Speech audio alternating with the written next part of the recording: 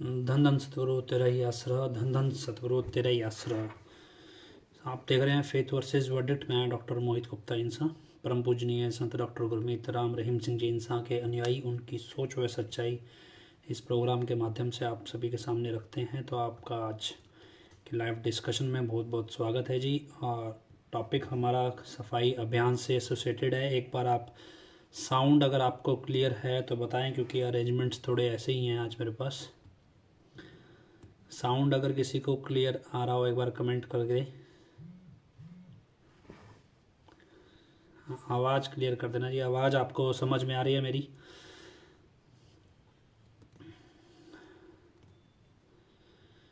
जी आवाज़ आप सुन के बता सकते हैं, आवाज़ क्लियर है मेरी?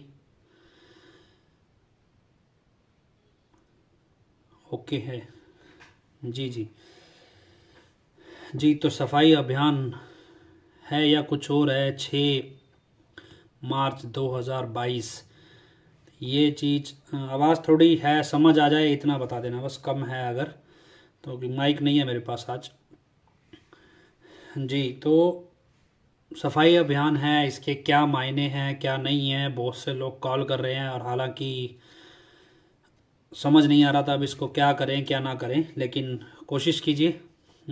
आप आवाज़ थोड़ा लाउड कर लें, मेरे पास तो उतना नहीं है। खैर, बहुत से लोगों के कॉल आए कि हमें क्या करना चाहिए, सफाई अभियान में जाना चाहिए नहीं जाना चाहिए, इसके क्या मायने हैं, ये सारी चीज़ें, बहुत सारी चीज़ें कॉम्प्लिकेट हो रही हैं। और उस कॉम्प्लिकेशन को डिस्कशन में थोड़ा लेकर आते हैं और उसके बाद सोचने की कोशिश करते हैं भी ये सब क्या है। एक्चुअली 2018 की बात है और मैंने आपको शायद पहले भी बताया था, शाही परिवार के कुछ सदस्य और कुछ लोग मिलकर कहीं किसी बड़े मंत्री के पास मिलने गए थे और उस बड़े मंत्री के लिए एक प्रपोज़ल लेकर गए थे भी आप जहाँ कहोगे हम सफाई अभियान चला देंगे, आप जहाँ कहोगे। ये बात उन्होंने प्रपोज़ल में रखनी थी या रखी थी, लेकिन हमारे सामने डिस्कशन में ये बात आई थी कि मंत्री के सामने ये रखी जाएगी। और मंत्री कोई छोटे मोटे मंत्री नहीं थे, एक चीफ मिनिस्टर लेवल के मंत्री के सामने ये सब रखा जाना था।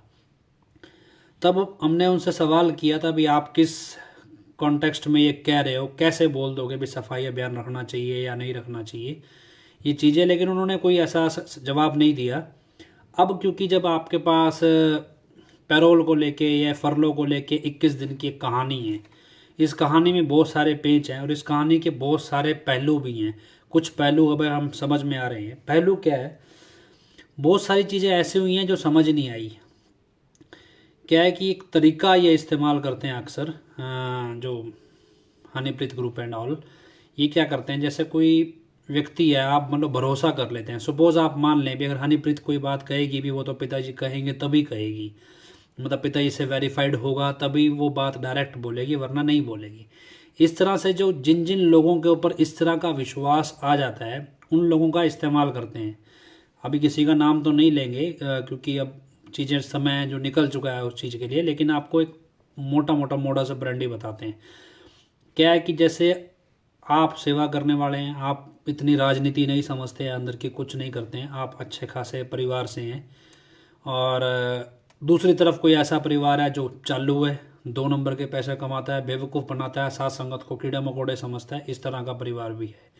या फिर वचन नहीं मानता है, कोई बच्चा है कुछ है, वचन नहीं मानते हैं, या फिर पिताजी के खिलाफ ही चले हुए हैं, एक तरह से हर तरह की चीज़ों में शामिल हैं, लेकिन उनका चेहरा जो है वो बड़ा सा साफ सुथरा है दिखने में पब्लिक के अंदर। ऐसे में क्या होता है, ऐसे में जो घटिया चेहरा वाला, ऑब्वियसली एडम ब्लॉक के साथ तो अच्छा चेहरा रहता ही नहीं है, लेकिन जो शरीफ आदमी है, सेवा में सेवादार बन के चुपचाप काम कर रहा है, जो राजनीति में छेड़छाड़ नहीं कर रहा है, उसको अचानक से मैसेज दिया जाता है। मैसेज दिया जाएगा भी ऐसा है जी, गुरुजी की तरफ से मैसेज है, आपके बच्चे की शादी इस बच्चे के साथ तय कर दी है गुरुजी ने। और ये जेल जाने के बाद भी चलता है ये प्रोसेस भी, गुरुजी ने तय कर दिया आपने शादी करनी है। कई बार क्या होता है, लड़का लड़की की आपस में लव स्टोरी चल रही होती है या वैसे ही अफेयर चल रहा होता है और बाद में वो अफेयर से एक पार्टी परेशान होती है तो दूसरी पार्टी से शादी करना चाहता है बच्चा, तो उसमें भी पिताजी के नाम का यह इस्तेमाल करने में परहेज नहीं करते हैं। इसी तरह तो वो बहुत सारी चीज़ें ऐसी हुई जिसमें क्या है, हजूर पिताजी का नाम इस्तेमाल किया। अभी हाँ जी, जेल जाने के बाद भी ऐसे 3-4 केस हमारे पास आए जिसमें बोला कि हाँ जी, पिताजी ने बोला जी आपके बच्चे से शादी फिक्स कर दी और ये शादी आपने करवानी है ऐसे ऐसे, और उनके पेरेंट्स को नहीं पता है, कुछ नहीं पता है बच्चा कहाँ गलत काम कर रहा है, क्या कर रहा है, कुछ नहीं पता है, और कुल मिला के वो शादियाँ हो जाती हैं। अभी तो ऐसी सिचुएशन भी आ गई है, कईयों के तो इतने ज़्यादा लीगल इलीगल पेंच हैं कि वहाँ पे लोगों के नाम और पते तक बदल दिए गए, भी किसी को पता ना चल जाए भी ये शादी हुई है। और बड़े बड़े लोगों की शादियाँ हुई हैं, नाम ही बदल दिए, बोला पिताजी ने बुलाया है, हमारा नाम बदल दिया है पिताजी ने, और नाम बदल बदल के शादियाँ हो रही हैं। ये सारी चीज़ें चल रही हैं, और ये सब एक आधा केस तो शायद फरलो के दौरान भी आया है जो हमारी नॉलेज में, इस तरह का भी ऐसे एक परिवार को बेवकूफ़ बना के बाकी पता नहीं कितना सही है, लेकिन किसी ने बताया भी ऐसे एक परिवार को बेवकूफ़ बनाया गया। मैं गुड़गांव में गुरुग्राम से पिताजी का ऑर्डर आया, बस अभी शादी करनी है, आगे किसी का कहीं कुछ चक्कर चुक्कर चल रहा था, वो सब गोलमाल करके शादी करा दी। अब मसला है कि अचानक से ये सफाई अभियान कहाँ से उठाया। सफाई अभियान की रिक्वेस्ट किसने की? एक ऐसी लेडी ने जो पिताजी के नाम को अमेरिका कनाडा में बदनाम करने वाली कंपनी के अंदर काम करती है। वो पिताजी को एक बड़ा क्रिमिनल दिखा के पैसा कमाती है जो कंपनी। पॉलिटिकल असाइलम, जो एनआरआईज हैं वो अच्छे से समझते हैं, पॉलिटिकल असाइलम के जरिए पीआर दिलाना, वीज़ा दिलाना, जिसमें पिताजी की छवि को पहले बदनाम करना पड़ता है, उसके आसरे उनको वीज़ा या पीआर मिलता है। इस तरह के लोग जो काम करते हैं उनकी सहयोगी जो लेडी है, जिसकी वजह से पिताजी को विदेश के जो अमेरिका कनाडा के वीज़ा नहीं मिलते थे, ऐसे लोगों की साथी है जो लेडी, उनके साथ काम करती है। और उसका हस्बैंड जो पिताजी को मारने के लिए फर्जी मेडिकल बनाता है, उस लेडी ने एक रिक्वेस्ट जनरेट की कि भी सफाई अभियान होना चाहिए। हालांकि क्या है, एक कहावत मशहूर है कि बीजेपी के राज में कांग्रेस का आदमी मंत्री नहीं बन सकता। इसी तरह एडम ब्लॉक के राज में ईमानदार आदमी तो डेरा में किसी पोस्ट पे बैठ ही नहीं सकता। तो किस ऐसी इतनी कोई इंपॉर्टेंट लेडी नहीं है भी जो स्टेज से चढ़ के कोई रिक्वेस्ट करेगी और वो एडम ब्लॉक को पहले से नहीं पता होगी। ये सब तो स्क्रिप्टेड है, पहले से लिखा हुआ है भी, ये वो माइक पे बोलेगी, साथ ही साथ हम दे देंगे। अब अगर क्या है कि एक सवाल बार बार आया, क्योंकि इसमें राजस्थान के लोगों को बहुत बुलाया गया है। अब राजस्थान के अंदर एक कल्चर है जिसको नहीं पता है, जब आपके घर कोई पसंदीदा मेहमान या पसंदीदा व्यक्ति कोई आपका आता है, क्योंकि ज़्यादातर लोग जैसे आते हैं, मेहमान आते हैं, महीना 2 महीना रहते हैं, ऐसे कोई पसंदीदा व्यक्ति जब कोई आता है तो उसके जाने के बाद सफाई नहीं करते हैं। जैसे क्योंकि पहले कच्चे मकान होते थे तो एक प्रथा चली आई है, कभी भी अच्छे मेहमान या अच्छे व्यक्ति के घर आने के बाद कभी भी सफाई नहीं की जाती, क्योंकि उसकी मौजूदगी, उसके कदमों के निशानों को महसूस करते हैं परिवार वाले भी, हमारे लिए बहुत शुभ हैं। इसलिए राजस्थान के लोगों का, कईयों का कॉल आया भी इस तरह से सफाई करना ये राजस्थान के कल्चर के खिलाफ है। मतलब ये एक तरह से इंसान की बेइज्जती है भी, आप उसके अच्छे व्यक्ति के आपके घर से जाने के बाद आप सफाई करो, ये मतलब बेइज्जती माना जाता है उस व्यक्ति की। तो अगर हजूर पिताजी के गुरुग्राम आने के उपलक्ष्य में सफाई होती तो माना जाता, जाने के उपलक्ष्य में सफाई हो रही है, इट मीन्स ये क्या है कि बेइज्जती की जा रही है, एक तरह से हजूर पिताजी का अपमान करना है। सेकंड क्या है, अभी 2 दिन पहले तो वो रो के ड्रामा कर रही थी, और 2 दिन के बाद ये परमिशन, वो तो सब कुछ पहले से तय ही था। अब मसला ये कि परमिशन की ज़रूरत है ही क्यों? परमिशन की, अगर सफाई अभियान का फ़ायदा किसको है? क्योंकि सफाई अभियान तो कभी भी किया जा सकता है, छोटे स्केल पे ही कर लेते, अपने अपने गाँव में कर सकते थे, छोटे लेवल पे करते, अचानक से बड़े लेवल पे क्यों? जब से ये चिट्ठियाँ आ रही हैं, चिट्ठियाँ आती, चिट्ठियाँ में बहुत सारी मूवमेंट प्लान होती है, अभी मूवमेंट करनी है, कोई मूवमेंट करनी है, इस तरह से ये मूवमेंट्स कई प्लान होती हैं, और इस मूवमेंट्स की आड़ में बहुत सारे क्राइम चलते हैं। हम कई बार देख रहे हैं हॉस्पिटल में फ्रूट बांटना, अखंड सिमरन चलाना, ऐसे कई सारी मूवमेंट्स प्लान होती हैं, और इस मूवमेंट्स के बीच में क्राइम की एक्टिविटीज़ को भी अंजाम दिया जाता है। 3 दिन पहले गुरुग्राम के अंदर ग्रेनेड मिल रहे थे, बम मिल रहे थे, ना तो वहाँ पुलिस ने सर्च ऑपरेशन चलाया, ना कोई बड़े लेवल पे सैनिटाइजेशन हुआ, ना ही अभी तक कोई उसमें गिरफ्तारी हुई है, और किसी को भी शक की दृष्टि से देखा गया, कुछ नहीं है। 3 दिन पहले एक बड़े शहर में बम मिल जाते हैं, ग्रेनेड मिल जाते हैं जो फौज के पास होते हैं, और 2 दिन बाद ही मतलब वहाँ का प्रशासन एक परमिशन दे देता है ऐसे बड़े आयोजन की, जहाँ पे ये नहीं अनुमान कितने लोग आ जाएंगे, कोई अंदाज़ा नहीं है, आने को 10,000 आ जाए, आने को 1 लाख भी आ जाए, तो कुछ नहीं पता किसका माइंडसेट कहाँ खड़ा है, कितने लोग सब सफाई अभियान में आएंगे। लेकिन ऐसे में अगर कोई घटना घटे, पहली बात तो इस तरह की एक्टिविटी हो रही हो तो बड़ी अजीब सा है, लेकिन अगर कोई घटना घट गई तो किसके किसके खाते जाएगी वो घटना? मतलब सिक्योरिटी का बंदोबस्त कौन कर रहा है? वहाँ पे आपको कोई हेल्पलाइन नंबर दिया गया है भी अगर कोई वारदात हो जाए, कुछ हो जाए? क्या आपके पास कोई सरकारी लेटर का अप्रूवल है भी? आपको ये अप्रूवल सरकार ने दिया है वहाँ के एसडीएम का, पता लगे वहाँ कोई वारदात और आपको पुलिस गिरफ्तार कर ले, आप वो परमिशन लेटर दिखा सकते हो भी ये परमिशन हमारे को सरकारी दी गई है जी, देखो लेटर है हमारे पास एसडीएम का या डीसी का, या जो भी वहाँ पे क्लास 1 मजिस्ट्रेट जो भी होगा। तो ये सारी चीज़ें हैं। अब मसला ये नहीं है, मसला ये कि लोगों की गंदगी साफ करनी है बिना मतलब, बिना सिर पैर के। 4.5 साल से पिताजी रोहतक में रह रहे हैं, तो सबसे पहला फ़र्ज़ तो हमारा रोहतक की सफाई करने का होना चाहिए। 27 साल से हजूर पिताजी सिरसा में रहे, तो पहले सिरसा टारगेट होना चाहिए। 1948 से लगातार सिरसा में है, तो सिरसा तो अल्ट्रा क्लीन रहना चाहिए। सिरसा का तो पोल्यूशन लेवल इतना बढ़ता जा रहा है। बहुत सारी चीज़ें इस तरह से हो रही हैं क्योंकि एडम ब्लॉक को जितना हम नोटिस करते हैं ये किसी बड़ी वारदात करने के फिराक में है। ये आज से नहीं है, पिताजी के जेल जो 2017 की वारदात इनके अनुसार हुई नहीं है जैसा ये करना चाहते थे, इसलिए अब ये किसी बड़ी वारदात की फिराक में है। वो कोशिश ये बहुत बार कर चुके हैं, ऐसा नहीं है कि पहली हो रही है, बहुत बार इस तरह की कोशिश हो चुकी है वारदात करने की। 2017 में भी, 18 में भी, 19 में भी, 20 में भी, 21 में भी। मतलब इन कोशिशों में साथ संगत का और हजूर पिताजी का बड़े लेवल पे नुकसान करना ये टारगेट पे है। और ऐसा नहीं है कि मैं हवा में बोल रहा हूँ, मतलब मैं कह रहा हूँ तो इसका कोई मतलब है, और कैमरा पे रिकॉर्ड पे बोल रहे हैं तो इट मीन्स आप सरकार तक भी ये बात किसी ना किसी तरह से कोई ना कोई पहुँचा ही देता है। ये चीज़ें कोई नई नहीं है। हालांकि हमने गुड़गांव प्रशासन को भी ये बताया है, जो भी पुलिस वालों को। अभी कल 3 दिन पहले आपने यहाँ बम मिल रहे थे और 3 दिन बाद भी आपने ये परमिशन दे दी है इतने बड़े स्केल पे। क्या आपने कोई सर्च ऑपरेशन, सैनिटाइजेशन का आपने क्लीन कर लिया उस सिचुएशन की? वो बम कहाँ से आए? अगर कल को हमारी संगत इकट्ठी हो और वहाँ बम फट जाए कोई, आपने बंदा गिरफ्तार नहीं किया है, गुड़गांव के अंदर इस तरह के लोग घूम रहे हैं जिनके पास हैंड ग्रेनेड है, आपने क्लीन नहीं किया है, सरकार ने कोई ऐसी एडवाइजरी जारी नहीं की है भी गुड़गांव सेफ है, बावजूद इसके ये सारा प्लान क्या स्क्रिप्टेड है? क्या वो ग्रेनेड मिलना भी एक साजिश का हिस्सा ही है जिसके साथ ये सफाई अभियान जुड़ा है? कुछ नहीं पता है। ये तो एक हम मान के चलते हैं भी कोई आपराधिक साजिश भी हो सकती है। दूसरा भी चलो आपराधिक साजिश को हम अलग करें क्योंकि ऑब्वियसली स्वार्थ के बिना कोई काम नहीं होता। और जब हमें पता चल चुका है भी 11-12 तारीख को तो पिताजी जा ही चुके थे गुड़गांव छोड़ के, और ये बाद में 27 तारीख तक जो हंगामा फालतू का मचाया गया है वो तो हवा में ही था, जब पिताजी तो वहाँ थे ही नहीं, तो हवा में ही सब कुछ चल रहा था। तो उसके बाद जब ये सब कुछ हवा में चल रहा है तो फिर ये अब अचानक से क्या ड्रामा है? पिताजी के रहते भी तो सफाई अभियान हो सकता था। हालांकि मैंने वहाँ पुलिस वाले से पूछ लिया, मैंने कहा जी आप 2 पुलिस वाले यहाँ पे बैठे हो, वो 2 पुलिस वाले अगर कल यहाँ पे अभी अचानक से गुरुग्राम की सारी संगत आ जाए तो आप हैंडल कैसे करोगे? जो आपका मौके का डीसीपी है वो तो यहाँ अवेलेबल ही नहीं है, तो इसका मतलब आप इतना लीनियंट हो सिक्योरिटी के मामले में। तो सरकार वैसे ही ड्रामा करती है भी हाँ इतनी टाइट सिक्योरिटी है, ये है वो है, ये खतरा हो जाएगा वो खतरा हो जाएगा, अभी सब मीडिया का खेल है।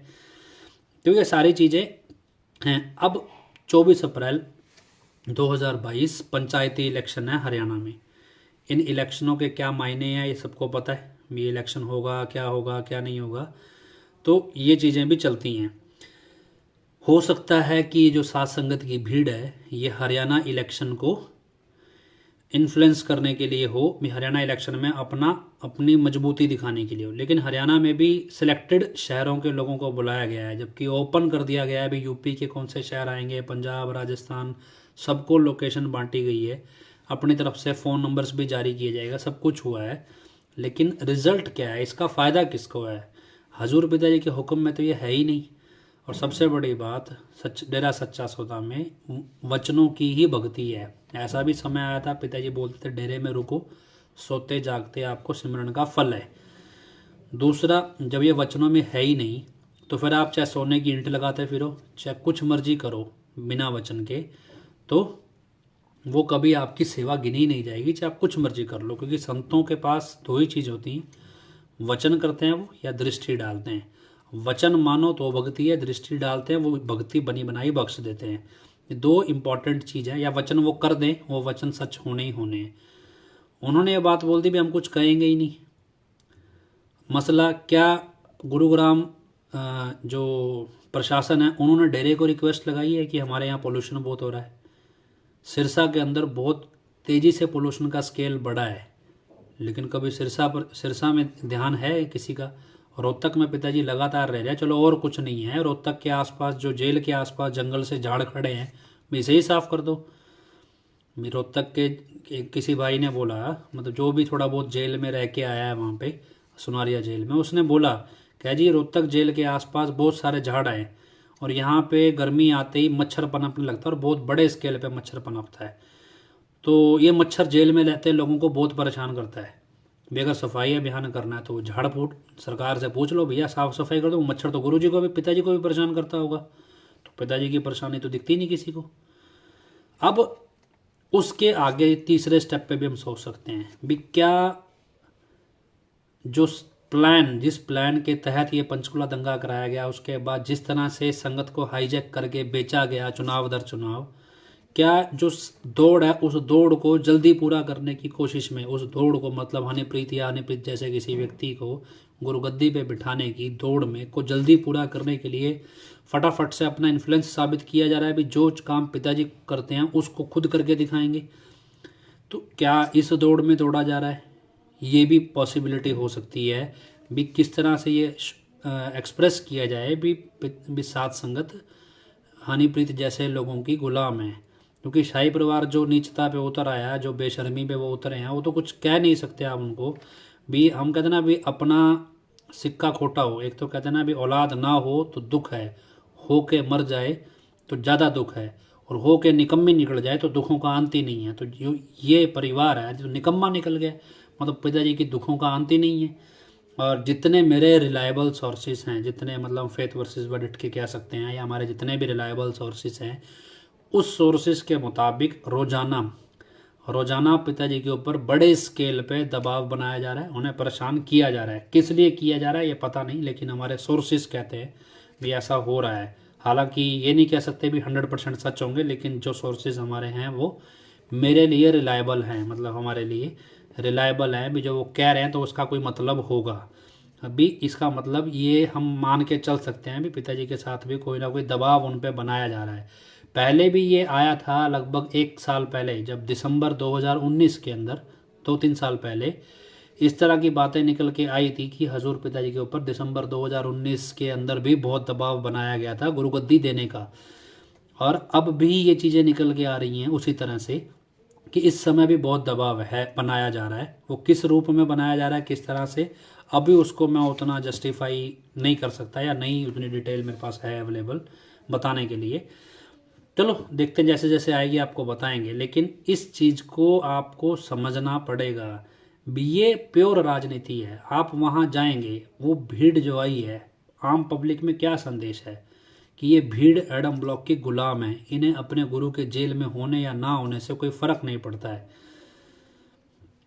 तो ये सारी चीज़ें हैं। और इसके अलावा भी ये सेलिब्रेट कर रहे हैं चीज़ों को, जो भी इनके गुरुजी पर कष्ट बढ़ रहा है और ये उन चीज़ों को सेलिब्रेट कर रहे हैं। ये एक सबसे अजीब चीज़ है। अब ऐसे में क्या है कि समझ में नहीं आता किस तरह से काम हो रहा है, किस तरह से नहीं हो रहा है।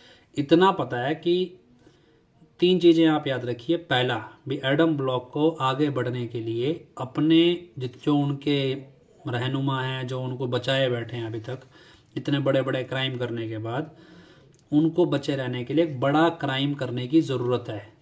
वो क्राइम किस रूप में होगा मालूम नहीं, इसलिए जो भी वहाँ जाने की इच्छा रखते हैं थोड़ा सतर्क होकर जाएं। और अगर आपके हाथ में वो सरकारी लेटर की परमिशन की कॉपी हो डीसी या एसडीएम की, तो वो कॉपी जरूर अवेलेबल रखें, क्योंकि कल को वहाँ किसी वारदात में आपको गिरफ्तार कर लिया गया तो आप यकीन मानिए एडम ब्लॉक आपको सपोर्ट नहीं करेगा। वो ये नहीं कहेगा कि एसडीएम की हमारे पास परमिशन थी, है बंदा हमारे लिए हमारे कहने पे यहाँ सेवा करने आया है। ग्रीनस की वर्दियाँ बहुत बड़े स्केल पे फर्जीवाड़े में बेची गई हैं, जिनका कोई रिकॉर्ड नहीं है। ग्रीनेस के भेष में अगर कोई वारदात करता है और आपको पुलिस पकड़ लेती है तो भी आप इसमें थोड़ा अलर्ट रहने की ज़रूरत है। बाकी हम कुछ नहीं कर सकते, अब आपकी अपनी मर्जी है। जिनको पागलों की तरह लगी है अभी नहीं, हमें तो हनीप्रीत के ही जूते साफ करने हैं, तो वो हम कुछ कह नहीं सकते। और तीसरा ये भी, अगर मान लीजिए चलो अपराध का कनेक्शन नहीं होगा, दूसरा ट्रैक ये भी राजनीति है। अभी हरियाणा पंचायती इलेक्शन में जिस तरह से 2019 में सबको मालूम है, तो अब हमें समझ में आने लगा है जिस तरह से अचानक से अकाली दल को लेकर मैसेज बदला, उसी तरह से 19 के अंदर 2019 में कैसे एक वो कौन सी पार्टी आई थी, जजपा, चाबी वाली पार्टी थी, तो उसको लेके मैसेज बदल के किस तरह से सरकार दोबारा वो वोट लेके बनाई गई। और तीसरा ट्रैक ये है कि क्या ये गुरुगद्दी हथियाने के लिए खुद का एक इन्फ्लुएंस दिखाना है। तो ये तीनों चीज़ें, तीनों पॉसिबिलिटीज़ को आप लेके चल सकते हैं। लेकिन ये मानिए कि अगर आप इसको रूहानियत के एंगल से देखते हैं, तो हमने पोस्ट भी डाल दिया था एक, वो शायद आपको समझ आ गया होगा। अगर फिर भी नहीं समझ में आया तो ये बता दें भी, रूहानियत की दृष्टि से किसी भी मायने में तर्क संगत नहीं है, किसी भी मायने में हजूर पिताजी के हुक्म पे, वचनों पे पूरा नहीं उतरता ये सफाई बयान।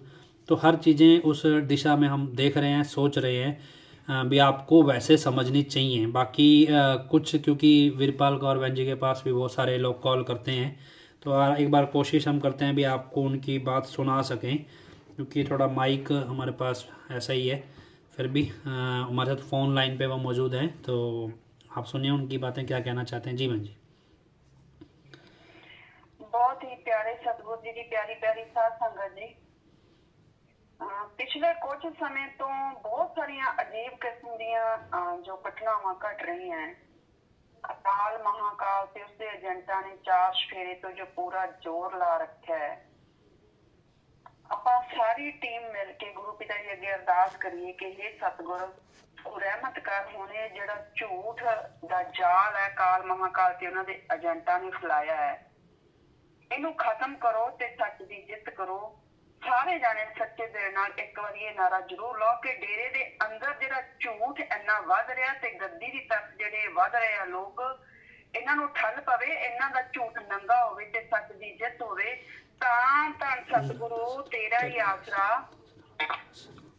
प्यारी साध संगत जी, गुरु पिता जी नू ते गुरु पिता जी दे वचनां नू जो प्यार करने वाली संगत है ना, उन्होंने जिहड़ा हर संभव कोशिश हो रही है कि किवें ना किवें परेशान किया जाए।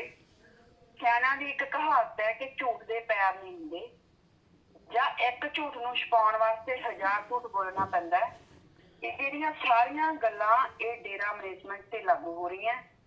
ਸਰਕਾਰਾਂ ਨਾਲ ਮਿਲ ਕੇ ਜੋ ਇਹਨਾਂ ਨੇ 21 ਦਿਨਾਂ ਦੀ ਫਰਲੋ ਦਾ ਝੂਠ ਬੋਲਿਆ ਸੀ, ਉਸ ਝੂਠ ਨੂੰ ਸੱਚ ਕਰਨ ਦਾ ਹੁਣ ਪੂਰਾ ਜ਼ੋਰ ਲਾਇਆ ਹੋਇਆ ਹੈ। ਅਸਲ ਦੇ ਵਿੱਚ ਜਿਹੜੀ ਕਹਾਣੀ ਹੈ ਉਹ ਕਹਾਣੀ ਇਹ ਹੈ, ਚਾਹੇ ਸਾਧ ਸੰਗਤ ਅੱਜ ਸਮਝ ਲੈ, ਚਾਹੇ ਕੱਲ ਨੂੰ ਸਮਝ ਲੈ, ਚਾਹੇ 10 ਸਾਲਾਂ ਨੂੰ ਸਮਝ ਲੈ, असल विच जो मुस्कान है, जो हनीप्रीत है, वो डेरे दी गद्दी ते कब्जा करना चाहती है। वो इस मिशन दे नाल ही डेरे दे विच आई है। यही मिशन ले वो सारियां प्लानिंगां खेड रही है, चल रही है, सारियां साजिशां वो चल रही है। वो हुण डायरैक्ट गद्दी ते नहीं बैठ रही, क्योंकि उन्हें पता है कि जेकर वो डायरैक्ट गद्दी ते बैठेगी तो सारी दुनिया के सामने उसकी असलियत आएगी, उसका चेहरा नंगा होगा, उसका झूठ है जिहड़ा उसका पर्दा चुक्या जाएगा। हुण उहने जिहड़ा ये तरीका अपना लिया, दूजा तरीका कढ लिया, एक तरह नाल आपां ये कह सकते हैं, उसने जिहड़ा सपना लिया होया है कि मैं जिहड़ी डेरे दी गद्दी ते बैठना ही है और गुरु पिता जी दा खात्मा लैके जो ओहदा मिशन है वो उसनूं पूरे जोर शोर नाल निभा रही है। इस काम नूं ओहदा ये सुपना फेस वर्सेस वर्डिक्ट दी टीम कदे नहीं पूरा होण दो। ਉਹਨੂੰ ਇਹ ਵੀ ਪਤਾ ਹੈ, ਇਸੇ ਕਰਕੇ ਵੀ ਉਹ ਡਾਇਰੈਕਟ ਜਿਹੜਾ ਹੁਣ ਗੱਦੀ ਤੇ ਬੈਠਣ ਵਾਲੀ ਗੱਲ ਨਹੀਂ ਕਰਦੀ। ਹੁਣ ਉਹ ਦੂਜੇ ਪਾਸੇ, ਮਤਲਬ ਪੰਜਾਬੀ ਦੇ ਵਿੱਚ ਇੱਕ ਕਹਾਵਤ ਹੁੰਦੀ ਹੈ ਵੀ ਇੱਕ ਪਾਸੇ ਕੰਨ ਫੜ ਕੇ, ਸਿੱਧਾ ਕੰਨ ਨਾ ਫੜ ਕੇ ਦੂਜੇ ਪਾਸੇ ਕੰਨ ਫੜਨਾ। ਹੁਣ ਉਹ ਦੂਜੇ ਪਾਸੇ ਨੂੰ ਚੱਲੀ ਹੋਈ ਹੈ। ਸੇਮ ਤਰੀਕਾ ਵਰਤ ਰਹੀ ਹੈ। ਇਨਡਾਇਰੈਕਟਲੀ ਜਿਹੜੀ ਉਹ ਗੱਦੀ ਤੇ ਕਬਜ਼ ਹੋ ਰਹੀ ਹੈ। ਮੁਸਕਾਨ ਦੇ ਹਨੀਪ੍ਰੀਤ ਦੇ ਇਸ ਮਹਾ ਪਾਪ ਵਿੱਚ ਬਹੁਤ ਸਾਰੀ ਸੰਗਤ ਵੀ ਉਹਦਾ ਸਾਥ ਦੇ ਰਹੀ ਹੈ। ਪੰਜਾਬ ਚੋਣਾਂ ਦੇ ਵਿੱਚ ਆਪਾਂ ਦੇਖਿਆ ਕਿ ਜੱਸੀ ਨੂੰ ਰਾਜਨੀਤਿਕ ਵਿੰਗ ਨੇ ਤੇ ਡੇਰਾ ਮੈਨੇਜਮੈਂਟ ਨੇ ਤੇ ਹਨੀਪ੍ਰੀਤ ਨੇ ਸਿੱਧੀ ਸਪੋਰਟ ਕਰਕੇ ਸ਼ਾਹੀ ਪਰਿਵਾਰ ਨੂੰ ਵੀ ਇਸ ਮਹਾ ਪਾਪ ਵਿੱਚ ਸ਼ਾਮਲ ਕੀਤਾ ਹੈ। ਉਹਨੇ ਹਨੀਪ੍ਰੀਤ ਦੀ ਇਹ ਬਹੁਤ ਵੱਡੀ ਚਲਾਕੀ ਹੈ ਜਾਂ ਗੇਮ ਹੈ ਜਾਂ ਸਾਜ਼ਿਸ਼ ਕਹਿ ਲਓ ਕਿ ਸ਼ਾਹੀ ਪਰਿਵਾਰ ਸਮਝ ਨਹੀਂ ਸਕਿਆ। ਇੱਕ ਸੀਟ ਦੀ ਖਾਤਰ ਉਹ ਗੁਲਾਮ ਬਣ ਕੇ ਰਹਿ ਗਿਆ ਹਨੀਪ੍ਰੀਤ ਦਾ। ਹਨੀਪ੍ਰੀਤ ਆਪਣੇ ਮਕਸਦ ਨੂੰ ਲੈ ਕੇ ਕਾਮਯਾਬ ਹੋ ਰਹੀ ਹੈ, ਅੱਗੇ ਵਧ ਰਹੀ ਹੈ। ਪਿਆਰੀ ਸਾਧ ਸੰਗਤ ਜੀ ਯਾਦ ਕਰੋ 17 ਅਗਸਤ 2017 ਦੀ ਸੇਵਾਦਾਰਾਂ ਦੀ ਮੀਟਿੰਗ ਦੇ ਵਿੱਚ ਜਦੋਂ ਸਾਰੀਆਂ ਸਟੇਟਾਂ ਤੇ ਯੂਥ ਦੇ 45 ਮੈਂਬਰ ਵਾਰ-ਵਾਰ ਇਹ ਕਹਿ ਰਹੇ ਸੀ ਕਿ ਹੁਣ ਅਸੀਂ ਬਰਦਾਸ਼ਤ ਨਹੀਂ ਕਰਾਂਗੇ, ਉਹ ਕਰ ਦਿਆਂਗੇ, ਉਹ ਕਰ ਦਿਆਂਗੇ, ਇਹਨੂੰ ਉਡਾ ਦਿਆਂਗੇ, ਹਰਿਆਣਾ ਉਡਾ ਦਿਆਂਗੇ, ਪੰਜਾਬ ਉਡਾ ਦਿਆਂਗੇ, ਤੇ ਉਸ ਟਾਈਮ ਗੁਰੂ ਪਿਤਾ ਜੀ ਵਾਰ-ਵਾਰ ਇੱਕ ਹੀ ਵਚਨ ਦੁਹਰਾ ਰਹੇ ਸੀ ਕਿ ਬੇਟਾ ਤੁਸੀਂ ਜੋ ਸੋਚ ਰਹੇ ਹੋ ਪਰਮਾਤਮਾ ਉਹ ਪਰਮ ਪਿਤਾ ਜੀ ਕਦੇ ਨਹੀਂ ਹੋਣ ਦੇਣਗੇ।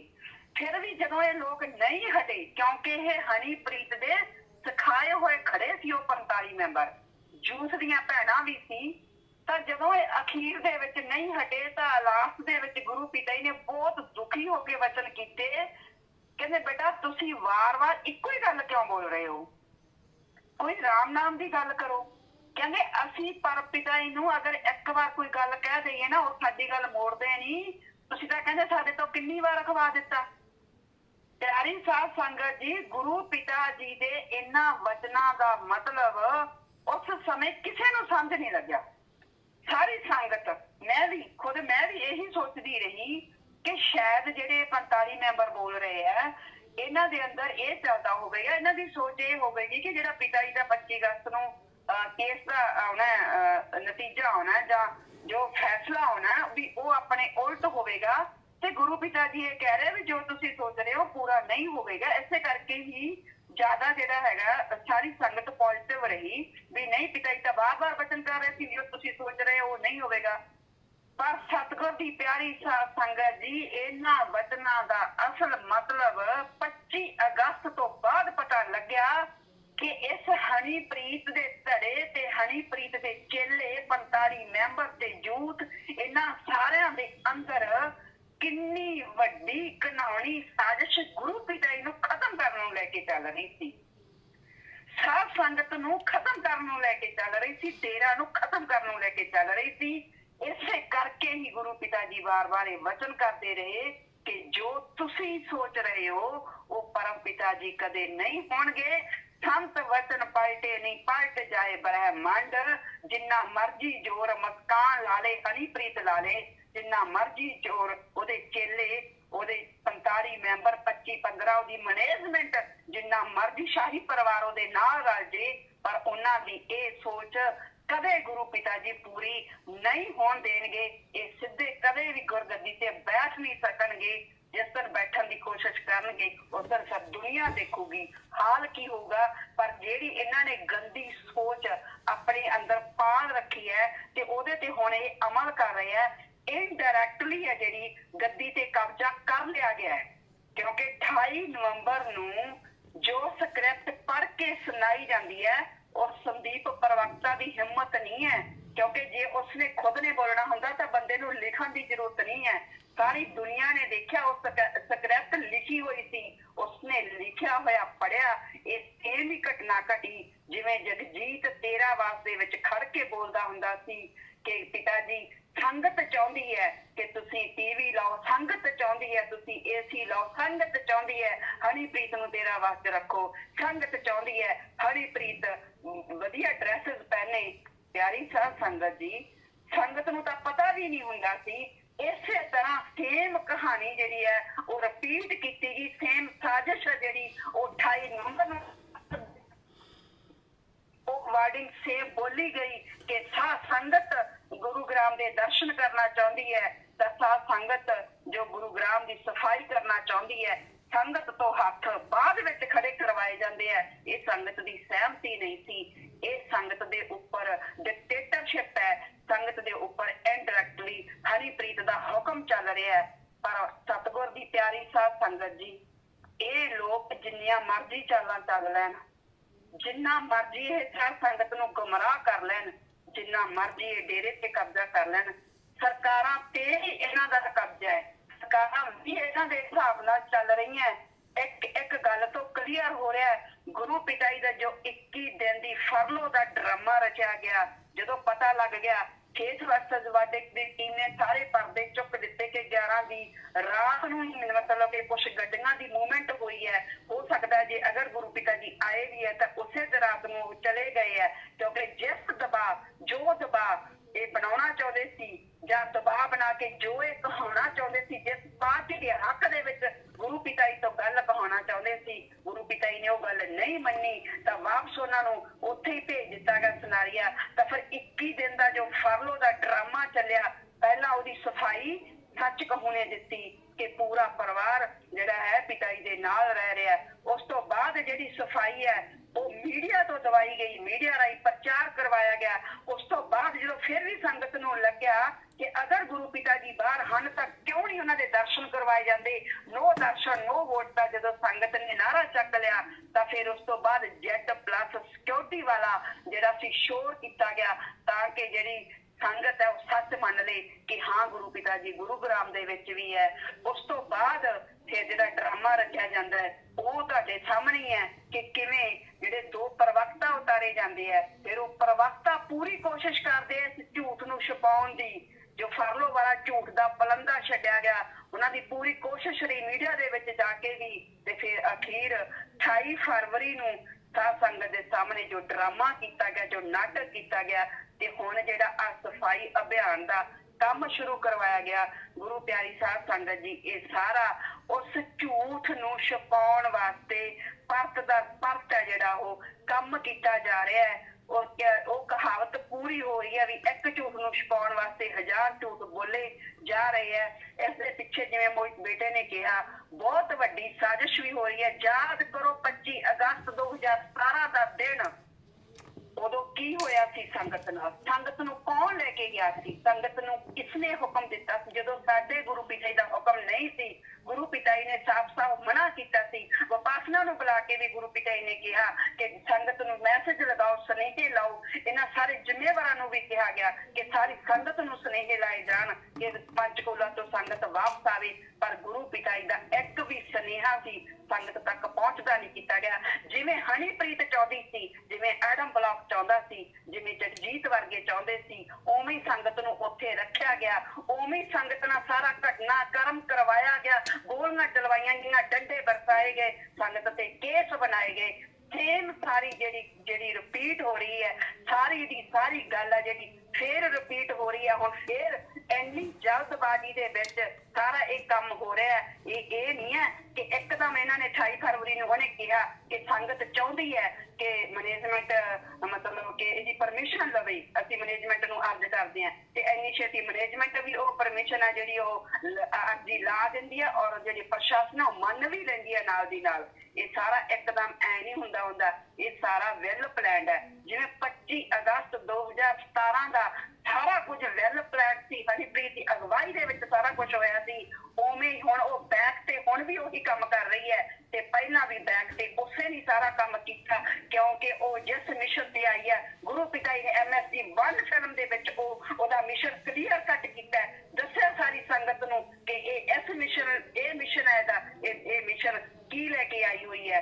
ਅਗਰ ਅੱਜ ਵੀ ਸੰਗਤ ਦੀਆਂ ਅੱਖਾਂ ਨਹੀਂ ਖੁੱਲਣੀਆਂ, ਹੋਰ ਦੱਸੋ ਗੁਰੂ ਪਿਤਾ ਜੀ ਤੁਹਾਨੂੰ ਕਿਵੇਂ ਸਮਝਾਉਂਦੇ? ਉਹ ਪਹਿਲਾਂ ਵਚਨ ਕਰਦੇ ਰਹੇ ਕਿ ਚਾਹੇ ਸਾਡੇ ਕੋਈ ਕੋਲ ਰਹਿੰਦਾ ਪਰਿਵਾਰ ਵੀ ਕਿਉਂ ਨਾ ਹੋਵੇ, ਤੁਸੀਂ ਕਿਸੇ ਤੇ ਵਿਸ਼ਵਾਸ ਨਹੀਂ ਕਰਨਾ। ਇਹ ਨਹੀਂ ਕਹਿਣਾ ਕਿ ਇਹ ਤਾਂ ਗੁਰੂ ਪਿਤਾ ਜੀ ਦੇ ਬਹੁਤ ਨੇੜੇ ਹੈ, ਵੀ ਸਾਡੇ ਗੁਰੂ ਜੀ ਦੇ ਬਹੁਤ ਨੇੜੇ ਹੈ ਜਾਂ ਪਿਤਾ ਜੀ ਦੇ ਬਹੁਤ ਨੇੜੇ ਹੈ, ਇਹ ਤਾਂ ਝੂਠ ਬੋਲ ਹੀ ਨਹੀਂ ਸਕਦਾ। ਅਗਰ ਇਹ ਕਹਿੰਦਾ ਤਾਂ ਸੱਚ ਹੈ। ਨਹੀਂ, ਤੁਸੀਂ ਵਿਸ਼ਵਾਸ ਨਹੀਂ ਕਰਨਾ।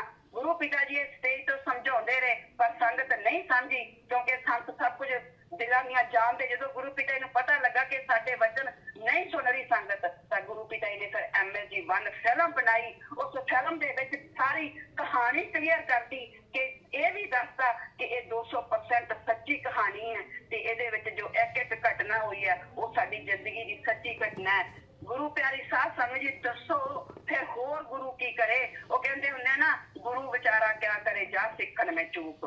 ਜਦੋਂ ਉਹਨਾਂ ਦੇ ਪ੍ਰੇਮਾਂ ਨੂੰ ਜੇ ਸਮਝ ਨਹੀਂ ਲੱਗੂਗੀ ਤਾਂ ਫਿਰ ਗੁਰੂ ਬਾਰ-ਬਾਰ ਬਚਾ ਰਿਹਾ ਹੈ, ਗੁਰੂ ਬਾਰ-ਬਾਰ ਵਾਰਨਿੰਗ ਦੇ ਰਿਹਾ ਹੈ। ਜਦੋਂ ਜਿਸ ਚੀਜ਼ ਦੇ ਵਿੱਚ ਗੁਰੂ ਦਾ ਹੁਕਮ ਹੀ ਨਹੀਂ ਹੈ ਤੇ ਸੰਗਤ ਉਹਨੂੰ ਕਿਵੇਂ ਸੋਚ ਲੈਂਦੀ ਹੈ ਕਿ ਅਸੀਂ ਇਹ ਕਰਨਾ? ਇਹਦਾ ਮਤਲਬ ਸੰਗਤ ਨੇ ਗੁਰੂ ਨੂੰ ਛੱਡ ਕੇ ਹੋਰ ਸੈਂਕੜੇ ਲੋਕਾਂ ਨੂੰ ਗੁਰੂ ਬਣਾ ਲਿਆ, ਹੋਰ ਸੈਂਕੜੇ ਲੋਕਾਂ ਨੂੰ ਗੁਰੂ ਬਣਾ ਲਿਆ ਔਰ ਉਹਨਾਂ ਦਾ ਹੁਕਮ ਮੰਨ ਕੇ ਸੰਗਤ ਚੱਲ ਰਹੀ ਹੈ। ਪਿਆਰੀ ਸਾਧ ਸੰਗਤ ਜੀ, ਇੱਕ ਇਸ ਸਫਾਈ ਅਭਿਆਨ ਦੇ ਦੌਰਾਨ ਤੁਸੀਂ ਇੱਕ ਨਵੀਂ ਚੀਜ਼ ਹੋਰ ਦੇਖੀ ਹੋਊਗੀ।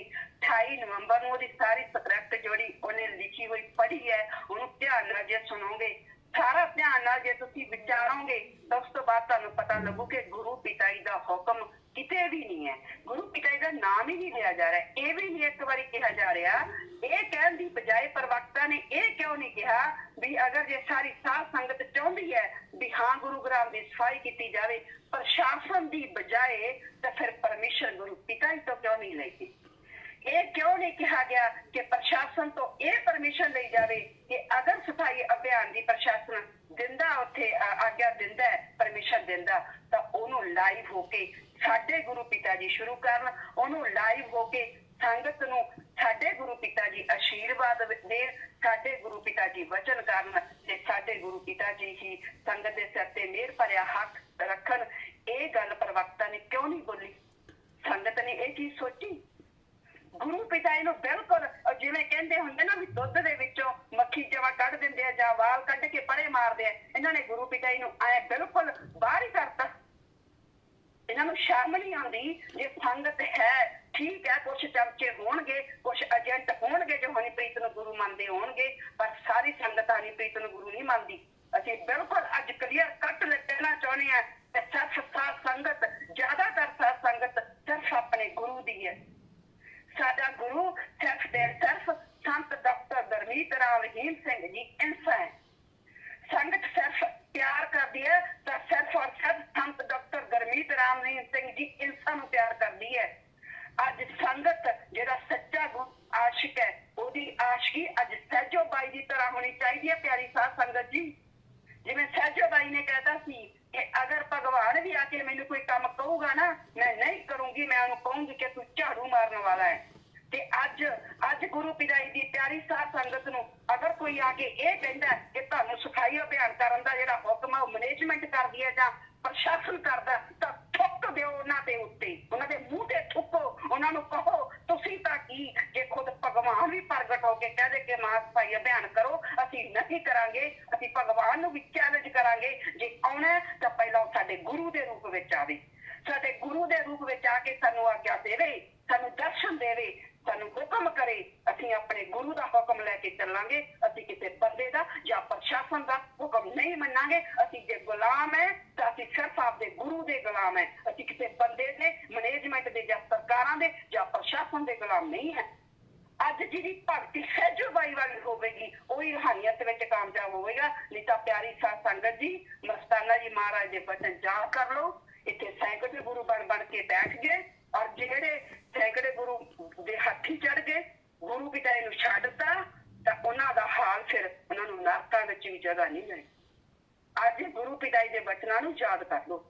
ਗੁਰੂ ਪਿਤਾ ਜੀ ਨੇ ਜੋ ਬਚਨ ਕੀਤੇ ਹੋਏ ਆ ਉਹਨਾਂ ਨੂੰ ਵਾਰ-ਵਾਰ ਸੁਣੋ। ਜੇ ਨਹੀਂ ਤੁਸੀਂ ਹੋਰ ਕੁਝ ਕਰ ਸਕਦੇ, ਗੁਰੂ ਪਿਤਾ ਜੀ ਦੇ ਹੱਕ ਦੇ ਵਿੱਚ ਕੋਈ ਆਵਾਜ਼ ਬੁਲੰਦ ਨਹੀਂ ਕਰ ਸਕਦੇ, ਨਾ ਕਰੋ, ਪਰ ਚੁੱਪਚਾਪ ਇਕੱਲੇ ਗੁਰੂ ਪਿਤਾ ਜੀ ਨੂੰ ਆਪਣਾ ਗੁਰੂ ਮੰਨ ਕੇ ਉਹਨਾਂ ਦੇ ਬਚਨ ਜੋ YouTube ਤੇ ਪਏ ਆ ਉਹ ਸੁਣ ਲਿਆ ਕਰੋ, ਉਹਨਾਂ ਨੂੰ ਸੁਣ ਲਿਆ ਕਰੋ, ਉਹਨਾਂ ਤੇ ਅਮਲ ਕਮਾ ਲਓ, ਉਹਨਾਂ ਨੂੰ ਆਪਣੇ ਦਿਲ ਦੇ ਵਿੱਚ ਵਸਾ ਲਓ। ਕਿਸੇ ਹੋਰ ਦੀ ਸੋਚ, ਕਿਸੇ ਹੋਰ ਦਾ ਹੁਕਮ ਠੁੱਕ ਲਿਆ ਕਰੋ ਉਹਦੇ ਤੇ। ਉਹਨਾਂ ਕੋਲ ਜਾਓ, ਜਿੰਨਾ ਚਿਰ ਸਾਡੇ ਗੁਰੂ ਪਿਤਾ ਜੀ ਬਾਹਰ ਨਹੀਂ ਆਉਂਦੇ, ਸਾਡੇ ਲਈ ਕਿਸੇ ਦਾ ਹੁਕਮ ਨਹੀਂ ਹੈ, ਸਾਡੇ ਲਈ ਕਿਸੇ ਦੀ ਜਿਹੜੀ ਸੰਦੇਸ਼ ਆ ਉਹ ਸੰਦੇਸ਼ ਨਹੀਂ ਹੈ। ਪਹਿਲਾਂ ਸਾਡੇ ਗੁਰੂ ਪਿਤਾ ਜੀ ਨੂੰ ਲੈ ਕੇ ਆਓ। ਸਾਨੂੰ ਸਾਡੇ ਗੁਰੂ ਪਿਤਾ ਜੀ ਜਿਵੇਂ ਪਹਿਲਾਂ ਸ਼ਾਹੀ ਸਟੇਜ ਤੇ ਵਿਰਾਜਮਾਨ ਸੀ, ਸਾਨੂੰ ਸਾਡੇ ਗੁਰੂ ਪਿਤਾ ਜੀ ਉਵੇਂ ਚਾਹੀਦੇ ਆ। ਅੱਜ IT ਵਿੰਗ ਕੀ ਕਰ ਰਹੇ? IT ਵਿੰਗ ਗੁਰੂ ਪਿਤਾ ਜੀ ਦੇ ਪੁਰਾਣੇ ਟਵੀਟ ਕੱਢ ਕੇ ਵਾਇਰਲ ਕਰ ਰਿਹਾ ਹੈ। ਸਾਧ ਸੰਗਤ ਨੂੰ ਦੱਸ ਰਿਹਾ ਕਿ ਮਹਾਸਭਾਈ ਅਭਿਆਨ ਨੂੰ ਲੈ ਕੇ ਗੁਰੂ ਪਿਤਾ ਜੀ ਦੇ ਕੀ ਵਚਨ ਹੈ। IT ਵਿੰਗ ਵਾਲਿਆਂ ਨੂੰ ਕੀ ਇਹ ਚੀਜ਼ ਯਾਦ ਨਹੀਂ ਕਿ ਇਹ ਸਫਾਈ ਅਭਿਆਨ ਗੁਰੂ ਪਿਤਾ ਜੀ ਦੇ ਹੁਕਮ 'ਚ ਨਹੀਂ ਹੈ? ਜਿਹੜੇ ਟਵੀਟ ਕੀਤੇ ਹੋਏ ਆ ਗੁਰੂ ਪਿਤਾ ਜੀ ਦੇ ਉਦੋਂ ਉਹਦੇ ਕੀਤੇ ਹੋਏ ਆ ਜਦੋਂ ਗੁਰੂ ਪਿਤਾ ਜੀ ਖੁਦ ਹੁਕਮ ਕਰਦੇ ਸੀ ਸਾਧ ਸੰਗਤ ਨੂੰ। ਅੱਜ ਅਗਰ ਨਕਲੀ ਗੁਰੂ ਅਗਰ ਸਾਧ ਸੰਗਤ ਨੂੰ ਹੁਕਮ ਕਰਨਗੇ ਸਫਾਈ ਅਭਿਆਨ ਦਾ ਤਾਂ ਉਹ ਗੁਰੂ ਪਿਤਾ ਜਿਹੜੇ ਟਵੀਟਾਂ ਵਾਲੇ ਬਚਨ ਆ ਨਾ ਉਹ ਕਦੇ ਪੂਰੇ ਨਹੀਂ ਹੋਣਗੇ।